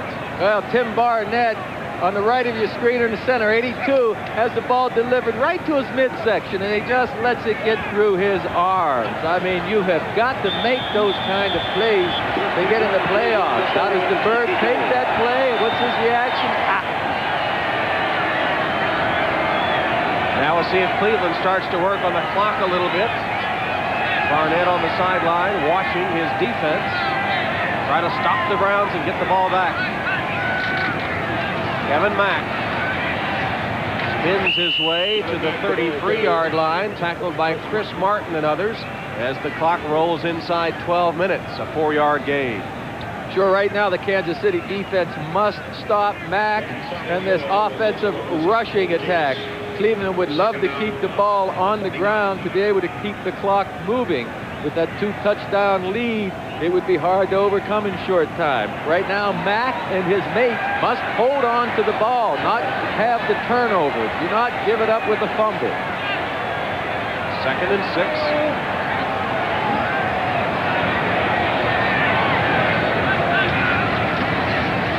Play action pass. Kosar has it deflected, knocked down by Neil Smith. That will stop the clock at 11:08. Surprised at the play call? I'm a little surprised, sure. Everybody's expecting the running game, and that's why we saw Kosar go ahead to the play action pass. Now look at today, they've gained 107 yards, even though 52 yards of it or so was on Hurrid's long run.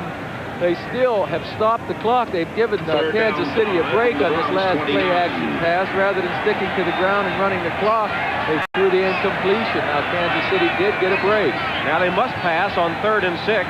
Jackson and Brennan for 4 wide receivers. Dropped by Kevin Mack. Incomplete forward pass. Incomplete. And And the Browns will punt. Well, the second down pass is what got them in the hole. They had to pass on third, and now they have to give it up. Oh, yes. I know it's a chess match out there. You're trying to figure what the defense is going to run, and you want to run something that'll go well against it. And Cleveland went with the pass play, but I believe it was Neil Smith got his left arm up there and knocked Kosar's pass to the ground, thus stopping the clock and then making it a third down must-pass situation, Tom. So this was a terrific series for Kansas City. Hansen kicking to Stratford.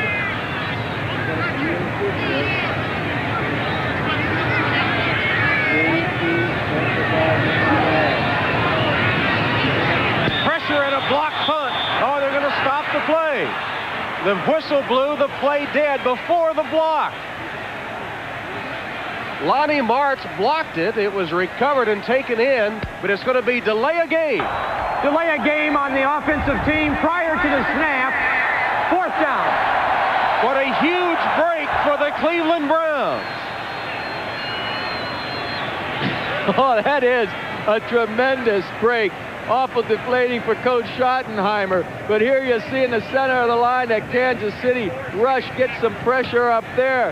And number 51, Lonnie Mertz, gets his hand up there, but all for naught. The play was dead before the snap. And Saxon took it into the end zone, but delay of game, no play. And the special teams have been excellent for Kansas City, and that one could have been a touchdown. You think Kinchin and Hansen are a little shaky now? Okay. Short punt. Bouncing around and gets a Cleveland roll to the 34-yard line.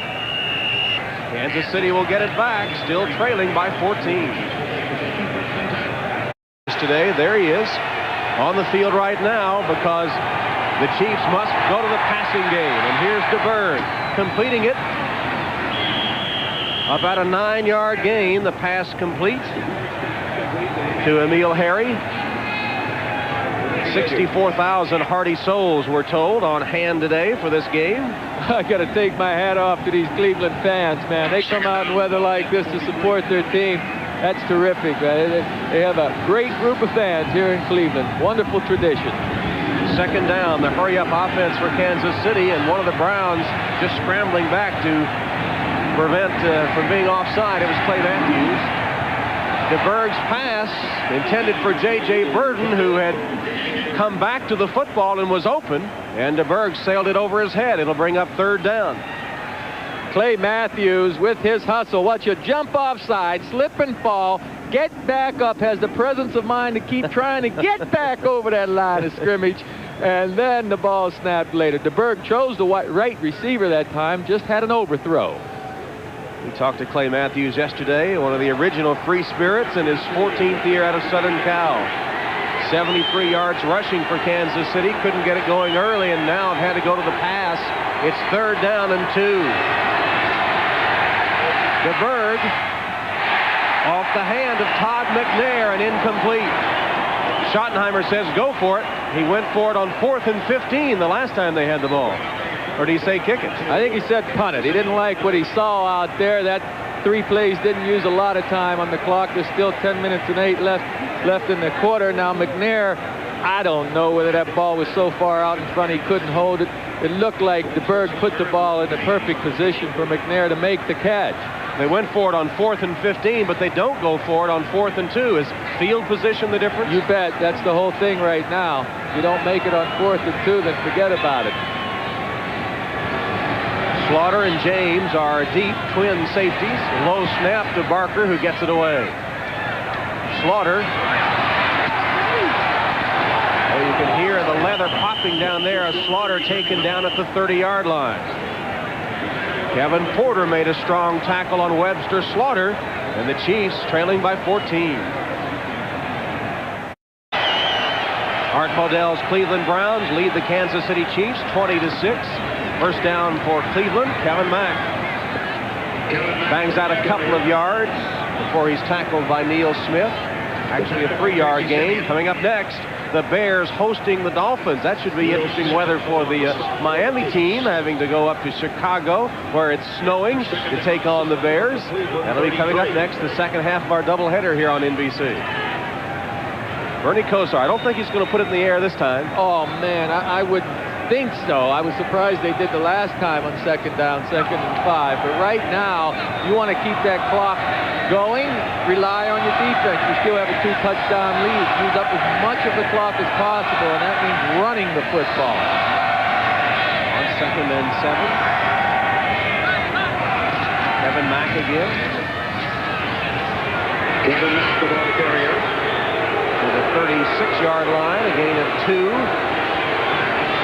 Tracy Simeon will get credit for the Kansas City hits. Dan Saliamua with a piece of it, too. What AFC team has been in the most games decided by 7 points or less this season? That's our second Xerox Sports Facts question of the day.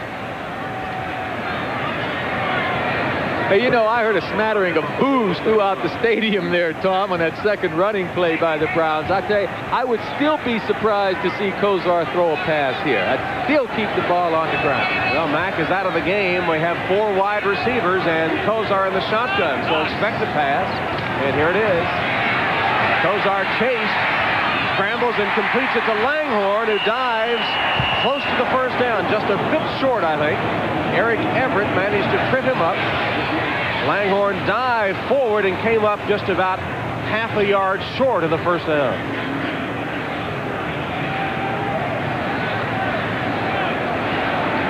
Nice catch. Now watch Langhorne really stretch out and try to get this first down here. Nice tackle. If you see that stretch, oh, he tries to get the ball all the way out there, and the official gave it a pretty good mark. It's still going to be short of the first down. I didn't see where Langhorne's knees hit, but the ball was well in front of where his knees hit. Actually, he didn't have his little dive until his knee had hit. He got a very generous spot. I think you're right.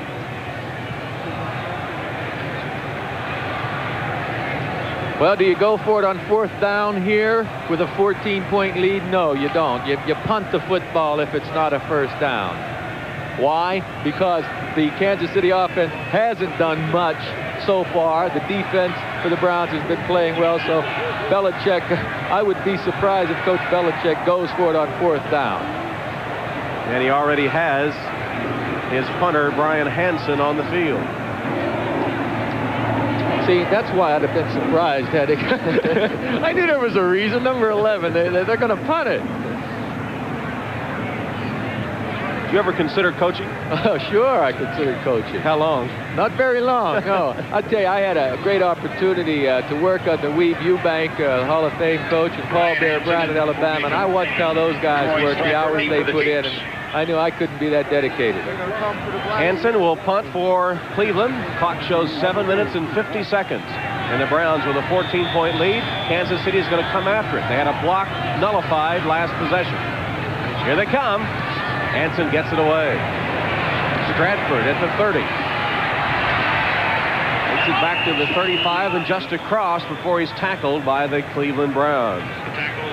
Hope you'll join us next Saturday afternoon. That's Thanksgiving. We'll be there working that game along with Ahmad Rashad. It's going to be a lot of fun. Here's our sports facts answer. The Browns, you knew, had been one of those teams. Also the Jets in Denver. Berg's pass complete. Troy Stratford to midfield and chased out of bounds by Randy Hilliard. In case you didn't get a chance to fully digest the answer, the AFC team that's been in the most games, decided by 7 or less, the Jets with 9 of those, Cleveland and Denver with 8 apiece. I tell you, I like the way DeBerg is playing out there right now. He's very calm. His offensive line is giving him time to come to the open receiver. Most of the receivers were covered the last play until DeBerg coolly found Stratford for the game. First down play from midfield. DeBerg's pass complete to Harry. Emil Harry, one man to beat. Knocked out of bounds inside the 15-yard line. Emil Harry took the ball and set sail down the sideline and finally knocked out of bounds by Newsom. Vince Newsom, the free safety, after a 37-yard gain. Perfect pass. Eric Turner, the rookie, tries to make the play instead of staying with the receiver. Turner took the chance, and Harry turns it into a big gainer. Newsom had the angle on him and was able to knock him out of bounds, but the Chiefs have a first down on the Cleveland 13-yard line. 20-6. Cleveland leads. 6:50 left. DeBerg's pass dropped. Barnett drops another one. Minifield was covering the rookie from Jackson State. The pass was a little behind him, but one he could have caught. Sure, he could have caught this and had a little gainer here. He wouldn't have gone very far as Minifield's right there. The ball was a bit behind Barnett, but DeBerg slipped. He lost his footing on that attempt, and so the ball was a little awry. Still, Barnett, he'll tell you himself, he's supposed to make that kind of catch. 2nd and 10. DeBerg, 18 of 30 on the day, 1 interception.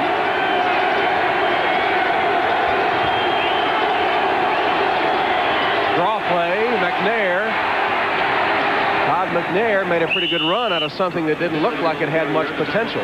Michael Dean Perry finally makes the tackle. And now just 6.5 minutes left for Schottenheimer's Chiefs, who trail by 14.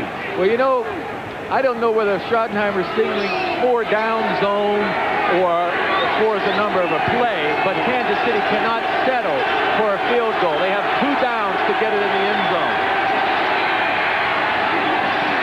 Pass again off target, intended for Harry, and it looks like he and DeBerg were mixed up on which way they should go. Yeah, I don't know that Frank Minifield here, the cornerback, didn't cause some of these problems. You see 31, he's right there with Barnett. There was nothing there. You know, I guess the receiver went the wrong way, or DeBerg threw it too far outside. It didn't look like much of a route to me.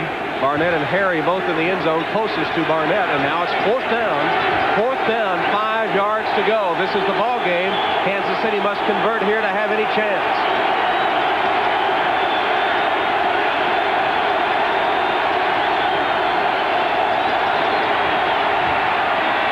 Catch made, Barnett. Did he make it? It'll be close. Richard Brown blasted him after he made the catch, and it'll depend on the spot of the football. That was a 4th down play.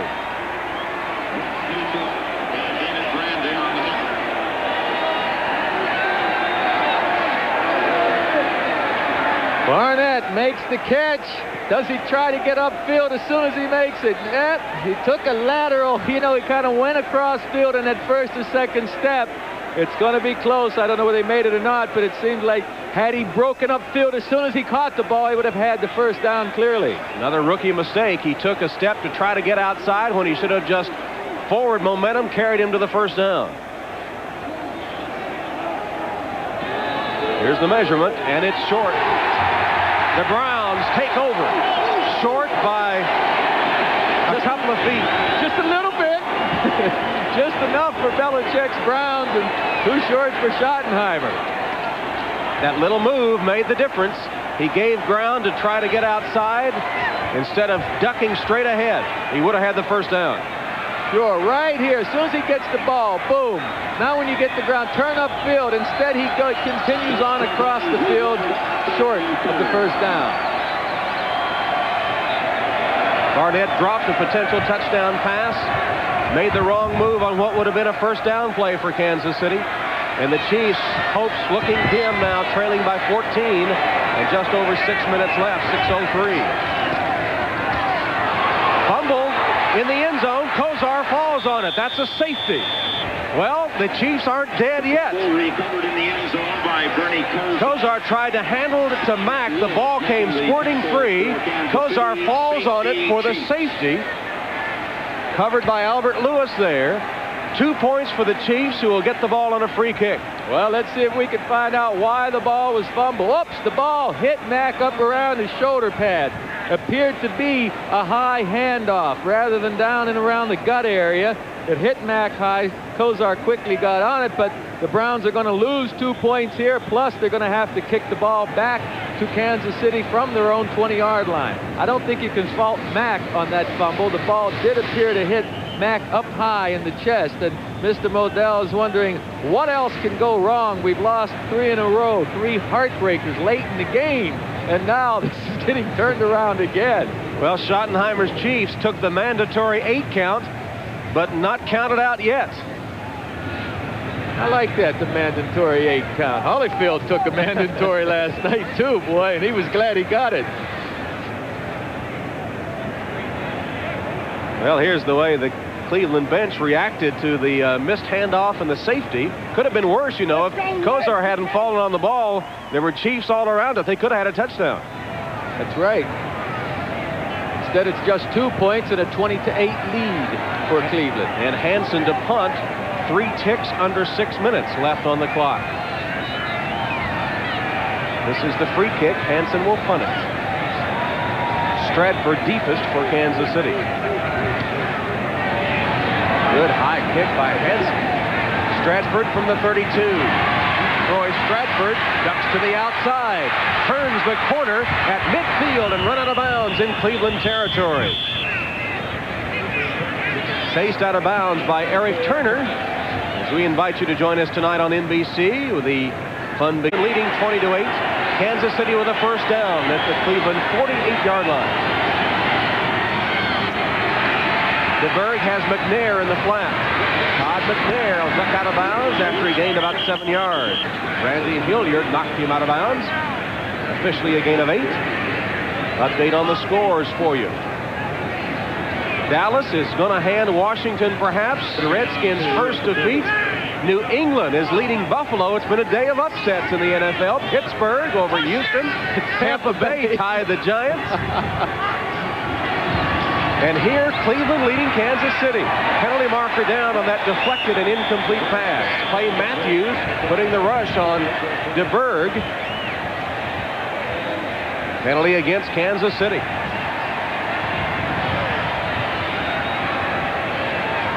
Dallas upsetting the Skins, and they'll be right back into action on Thursday, Thanksgiving Day. Illegal hands to the face. Number 77, offense, 10 yards, still second down. Rich Baldinger called for the penalty. Troy Aikman leads the Cowboys against the Steelers.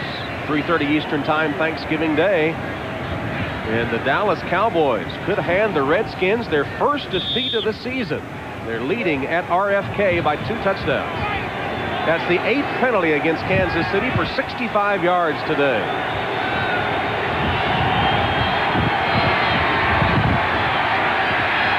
DeBerg's pass caught by Harry. Gain close to first down yardage. Randy Hilliard took him down immediately, but Harry made the catch, and it's going to be just about a yard or so short of the first down. No, it is a first down now, they say. First down on the pass to Harry.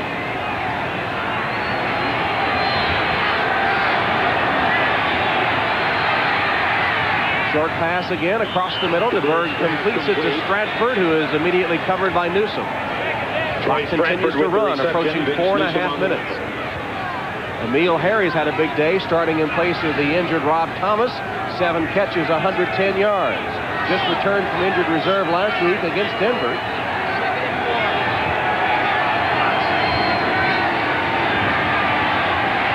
DeBerg for the end zone, tipped and incomplete.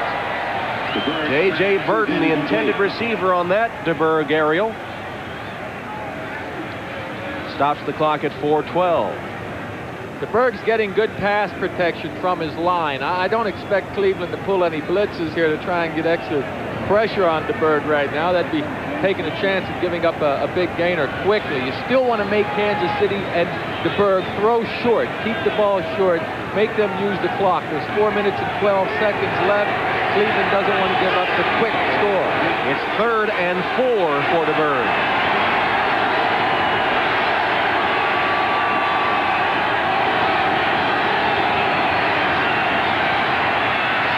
Good protection. DeBerg's pass. Great catch made by Emil Harry. Harry went up top to pull that one in. Clutch reception. Turner makes the tackle, and as we pass 4 minutes, a 20-yard gain and Chief first down. Emil Harry just extends himself run across the middle of the field. Now watch this extension. Look, he leaves his feet, catches it on his fingertips, and holds on to that ball all the way. Great play by Harry, who's had an outstanding afternoon. DeBerg against short McNair, hit immediately at the 8-yard line and taken down. I don't know if they can continue to chip away with those short ones because the clock continues to roll. Hilliard and Figueroa hit McNair immediately, and you see time ticking away. Both teams still have their 3 timeouts. Kansas City could use them, but they're choosing to go ahead and try to get this score quickly. They need 12 points. Flags down. That'll stop that one. Did the Chiefs move prematurely again? You know, it looked like DeBerg and Alt both were moving. It could have been a late snap by Grunner. You know, they're going on a non-cadence count. Start prior to the snap. Number 77 and 76. 5 yards, still second down. Baldinger and Alt, who have been whistled frequently today. Well, when DeBerg picks that leg up, they start kind of a silent count here, and the center's supposed to kind of center it on rhythm or snap it on rhythm. Watch DeBerg. He'll even move back on this thing. You see DeBerg? You see DeBerg expecting the ball? Sure, he was expecting the ball earlier. I'd say that was a late snap by the center. It's 2nd and 9 now at the 3:10 mark, and Cleveland leading 20-8.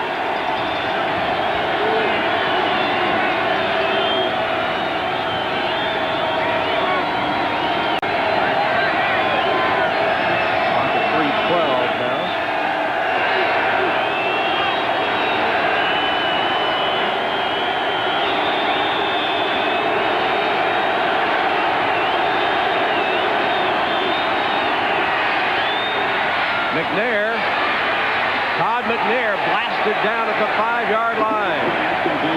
Tough hit by Randy Hilliard, and Schottenheimer wants a timeout as we come past the 3-minute mark. It's still going, even though the whistle's blown. They lost about 3 seconds on that one. Let's go to New York and Bob Costas for an update. Well, those New England Patriots are at it again. They continually break the hearts of their fans, but they keep it interesting. Here's Hugh Millen going in from 2 yards out. They have taken the lead in Foxborough over the 10-1 Buffalo Bills, 16-13, now late in the 4th. Well, we'll see if the Patriots can hold on for the upset. Can the Browns hold on for the upset? We mentioned that losing leads in the 4th quarter has led to 3 straight narrow defeats. Kansas City has the ball just short of the Cleveland 5-yard line here with a 3rd and 1 coming up. This telecast presented by authority of the National Football League and intended for the private use of our audience. Any rebroadcast or other use of the telecast without the express written consent of the Cleveland Browns and the National Football League is prohibited. This game is property of the National Football League, Kansas City Chiefs, and Cleveland Browns, all rights reserved. Well, another huge play for Schottenheimer's offense here. 3rd and 1 from the Cleveland 5-yard line. They've completely abandoned the running game since they've been trailing here in the second half. Inside the 20, they have not scored a touchdown today. Have turned it over twice. Lost one on downs. Key play. The dog pound trying to disrupt the Chiefs. DeBerg's pass for the touchdown. Emil Harry with the touchdown catch.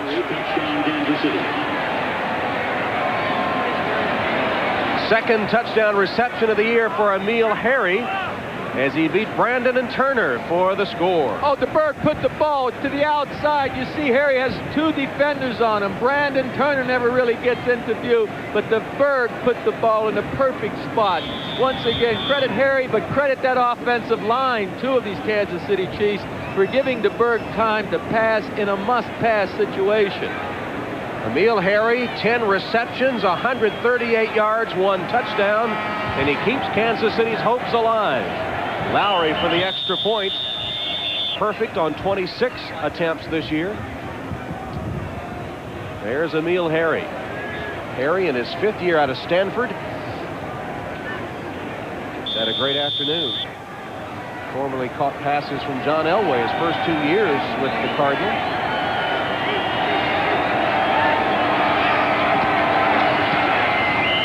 Lowry's extra point is good. The lead by the Browns reduced to only 5. It's Cleveland 20, Kansas City 15 with 2 minutes, 52 seconds remaining. If you're going to try an onside kick, your chances of getting it back are certainly best against this kind of a receiving unit than it is one that's prepared for the onside kick. Cold afternoon at Cleveland Stadium. Kansas City squandered 2 early scoring chances with fumbles. Cleveland took command in the latter stages of the first half. They appear to be on their way to victory until Kansas City has come with a late charge to pull within 5. Well, the Browns must know something, Tom. They only have 5 guys up there for this kickoff. I'm surprised at that. Here's Lowry. And he kicks it away. Taken by Morris. Joe Morris with some blockers in front. Now carrying tacklers with him almost to midfield. He's finally ridden out of bounds at the 47-yard line by Tim Barnett. A 35-yard return by Joe Morris. Big return for Joe Morris, the little giant, huh? The ex-giant, I should say. Quickness and speed, determination. Joe just keeps driving. Got a nice escort up there in front by those Cleveland Browns. But Joe Morris fights through that first wave. And look, he's carrying people. Joe Morris is carrying 2 people an extra 10 yards. Well, he's both a little giant and a former giant. 5'7", 195, and the former New York Giants player. All at the 47 of the Browns. They have a first down. They'll try to kill the clock. They're going to throw on first down, and Kosar is sacked at the 40. He slipped, and then Neil Smith pounced on top of him. 7-yard loss, and what in the world is going on here? I don't know what that play is. I'm surprised to see Kosar dropping back to pass. Are they just trying to use up time? You'd think they'd have better plays to use up time than that one. He slipped and then was covered for the sack, and Kansas City calls timeout to stop the clock with 2:37 left. They'll get another stoppage at the 2-minute warning, and then we'll have 1 timeout remaining. You know, sometimes you outsmart yourselves there. You figure Kansas City's playing the run, and so, well, okay, if they're playing the run, maybe we'll come with a pass, but gee whiz, I don't think that's the time to be that smart. Coming up next, the Dolphins and the Bears from Chicago. The Dolphins desperately needing a win to keep their wild card playoff hopes intact. And the Bears on their way to the playoffs already with that glittery 9-2 record. The Dolphins and the Bears from chilly Chicago coming up next. I still remember that game that Dan Marino and his bunch beat the Bears when the Bears had only 1 loss that year. They went on to the Super Bowl. Marino's got the kind of rifle and a quick gun that's good against any defense, especially that man-to-man hounding defense the Bears play. It's the second game of the doubleheader. 1 timeout left for Kansas City. The clock will stop at the 2-minute warning. This is a 2nd and 16 for Cleveland.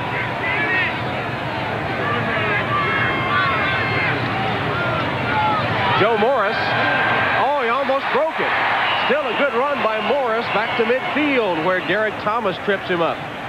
But you see that loss that Kosar took going back to pass has hurt these Browns because it's put them in a very tough first down makeable situation. You know, if you only gain 2 yards on first down with a running play, here you have Morris breaking it for the first down.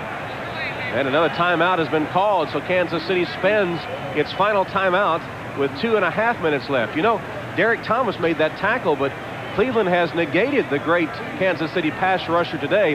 Marty Schottenheimer predicted to us last night that this field, a little soft, a little soggy, would hamper Derek Thomas's play a little bit, but Cleveland's done a good job of keeping track of him and not letting him disrupt the offense. Yeah, I'd say Dan Fike has just done a marvelous job out there today. Fike's the right tackle for the Cleveland Browns, and that's where, and also the left tackle, Jones, those 2 guys have to block Thomas. Thomas moves around from the outside, usually right or left, depending on who he's going against. And both tackles of the Browns have done a marvelous job this afternoon. 3rd and 8 for the Cleveland Browns. Schottenheimer needs a stop. 2.5 minutes left. Cleveland leading 20-15.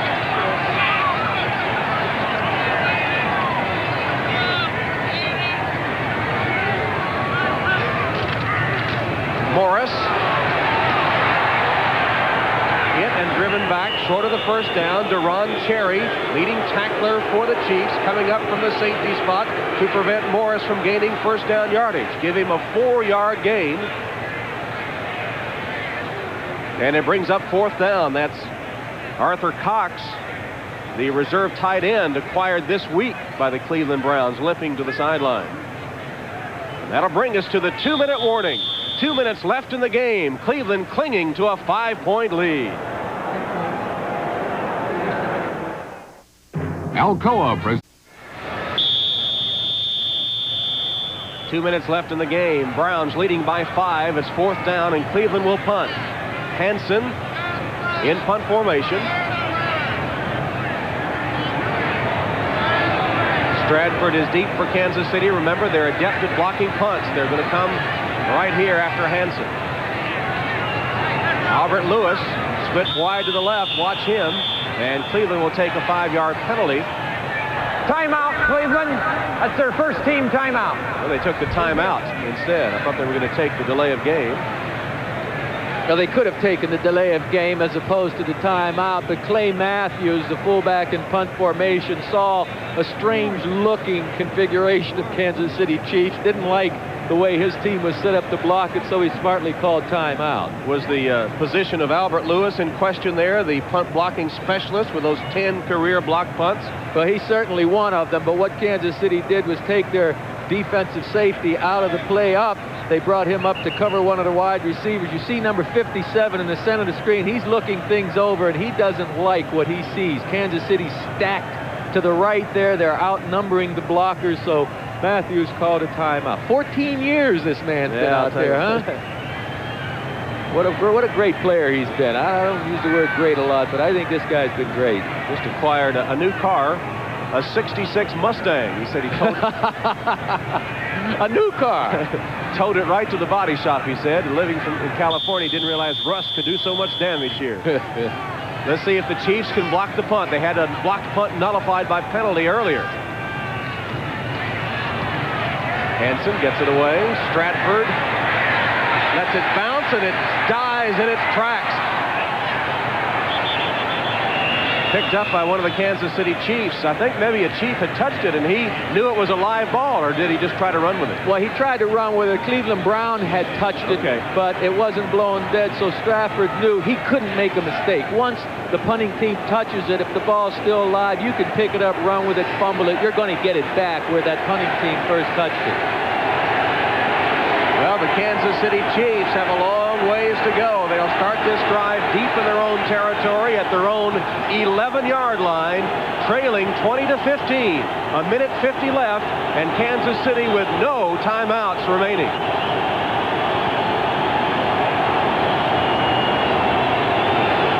Let's see if Steve DeBerg can pick on them now. The long pass is not the Kansas City strong suit.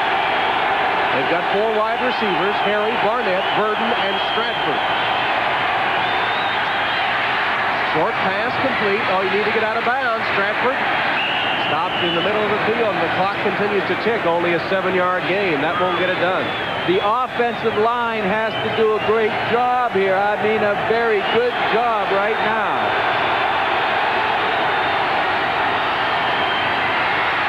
Again, a short completion off the hands of McNair, an incomplete. Short attempt, not a completion. McNair can't handle it. It'll be 3rd down. 1:25 left.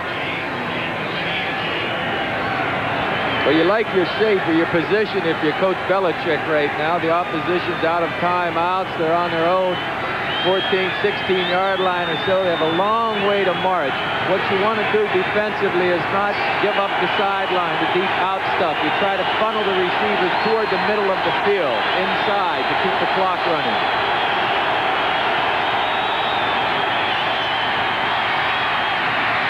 Again, a short completion, and Stratford can't handle it. It was in his hands and then out. Randy Hilliard covering Stratford. Cleveland doing a good job of taking away all the deep stuff, and DeBerg twice in a row unable to connect on the short pass. It's 4th down now. They need 3 yards for a 1st down. I think a hat would be in order for Coach Belichick. You know, eventually, with this Cleveland weather, you'll want to protect your head. This win will keep him warm for a while. I know, this win, you're right, boy. 4th down, 3 yards to go.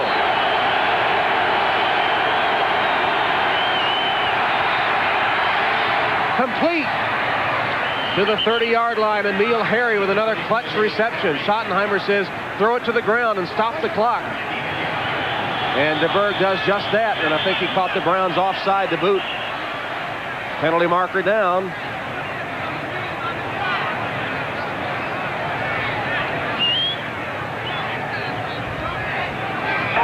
96 defense, offside, 5 yards, still first down. James Jones was offside, hadn't gotten back to line up on his side of the ball yet. So mark off 5 yards against Cleveland. It'll be 1st and 5. It's still a long way away as Belichick's defense tries to hold on to a 5-point lead in the final minute of play. Coach Schottenheimer's offense really reacted well on that last play. They got up there very quickly, and DeBerg was able to stop the clock, and that's why Jones was cut off sides, because DeBerg's offense was so efficient. Ball at the Kansas City 35-yard line. McNair trying to get out of bounds. Can't get there. Good open field tackle made by Randy Hilliard. Big tackle to keep him in bounds. Only a 3-yard gain, and now down to 50 and counting.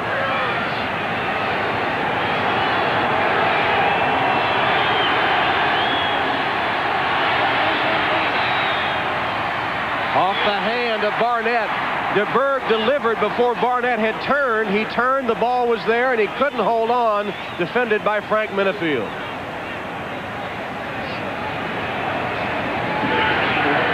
Well, the young rookie Barnett hasn't had a good day today with a couple of few plays. This last catch would have been a tough one for him because the ball was delivered so quickly, but clearly Barnett did get his hands up early enough and should have held the pad. 3rd down. 39 ticks left. Cleveland leading by 5.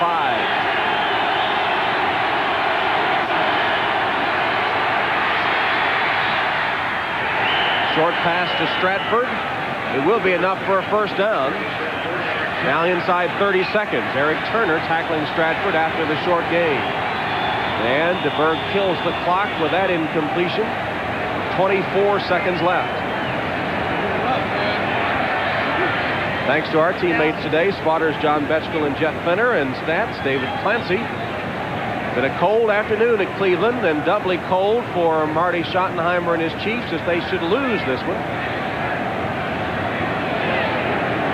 Time to take a look at today's Canon camcorder replay of the game. Leroy Horde. Oh, yes, this was a great play. Kosar got it out there to Horde. Somehow he got it out there, and then Leroy did the rest.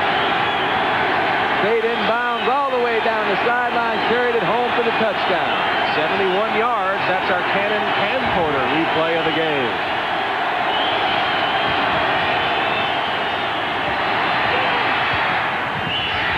Incomplete pass. Harry hit just as the ball arrived by Eric Turner. Good defense for the Browns.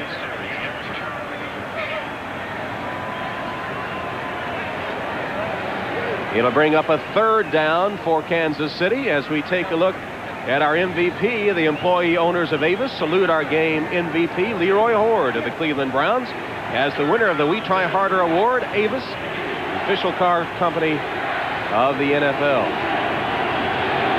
Steve DeBerg has hit 30 of 49 passes, 319 yards today.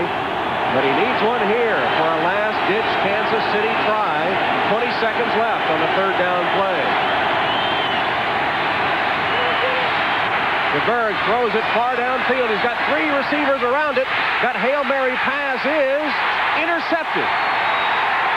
Alfred Jackson, who just came to the team a week ago, makes the interception. Clay Matthews said last week against Houston he didn't even know who the starting right quarterback was, didn't know his name. Turns out it was Alfred Jackson who makes a game-saving interception for the Cleveland Browns. Well, DeBerg's just giving it a chance now with only 20 seconds left. He's looking for one of his guys to come up with the tipped ball, the big play, but it's Alfred Jackson, 41, who outleaps the receiver or takes it away from the receiver, takes it away from him for the interception. Nice play by Alfred Jackson. J.J. Burton had a chance at it, but Jackson outfought J.J. Burton for the ball. Right there, 41, and J.J. Burton, 88. Alfred Jackson. Well, he and Johnny Cooks and some other new faces for Cleveland have played immediate dividends. They have immediately become big-time players, big play players for the Cleveland Browns, who now only must kill the clock once. Kansas City with no timeouts left, and that last gasp Kansas City effort will fall short by 5 points. And there's the end of the game. Final score, the Cleveland Browns 20 and the Kansas City Chiefs 15. Coming up next on most of these NBC stations, Game 2 of our doubleheader, you'll see the Dolphins against the Bears from Chicago. For Joe Namath, this is Tom Hammond saying so long from Cleveland Stadium.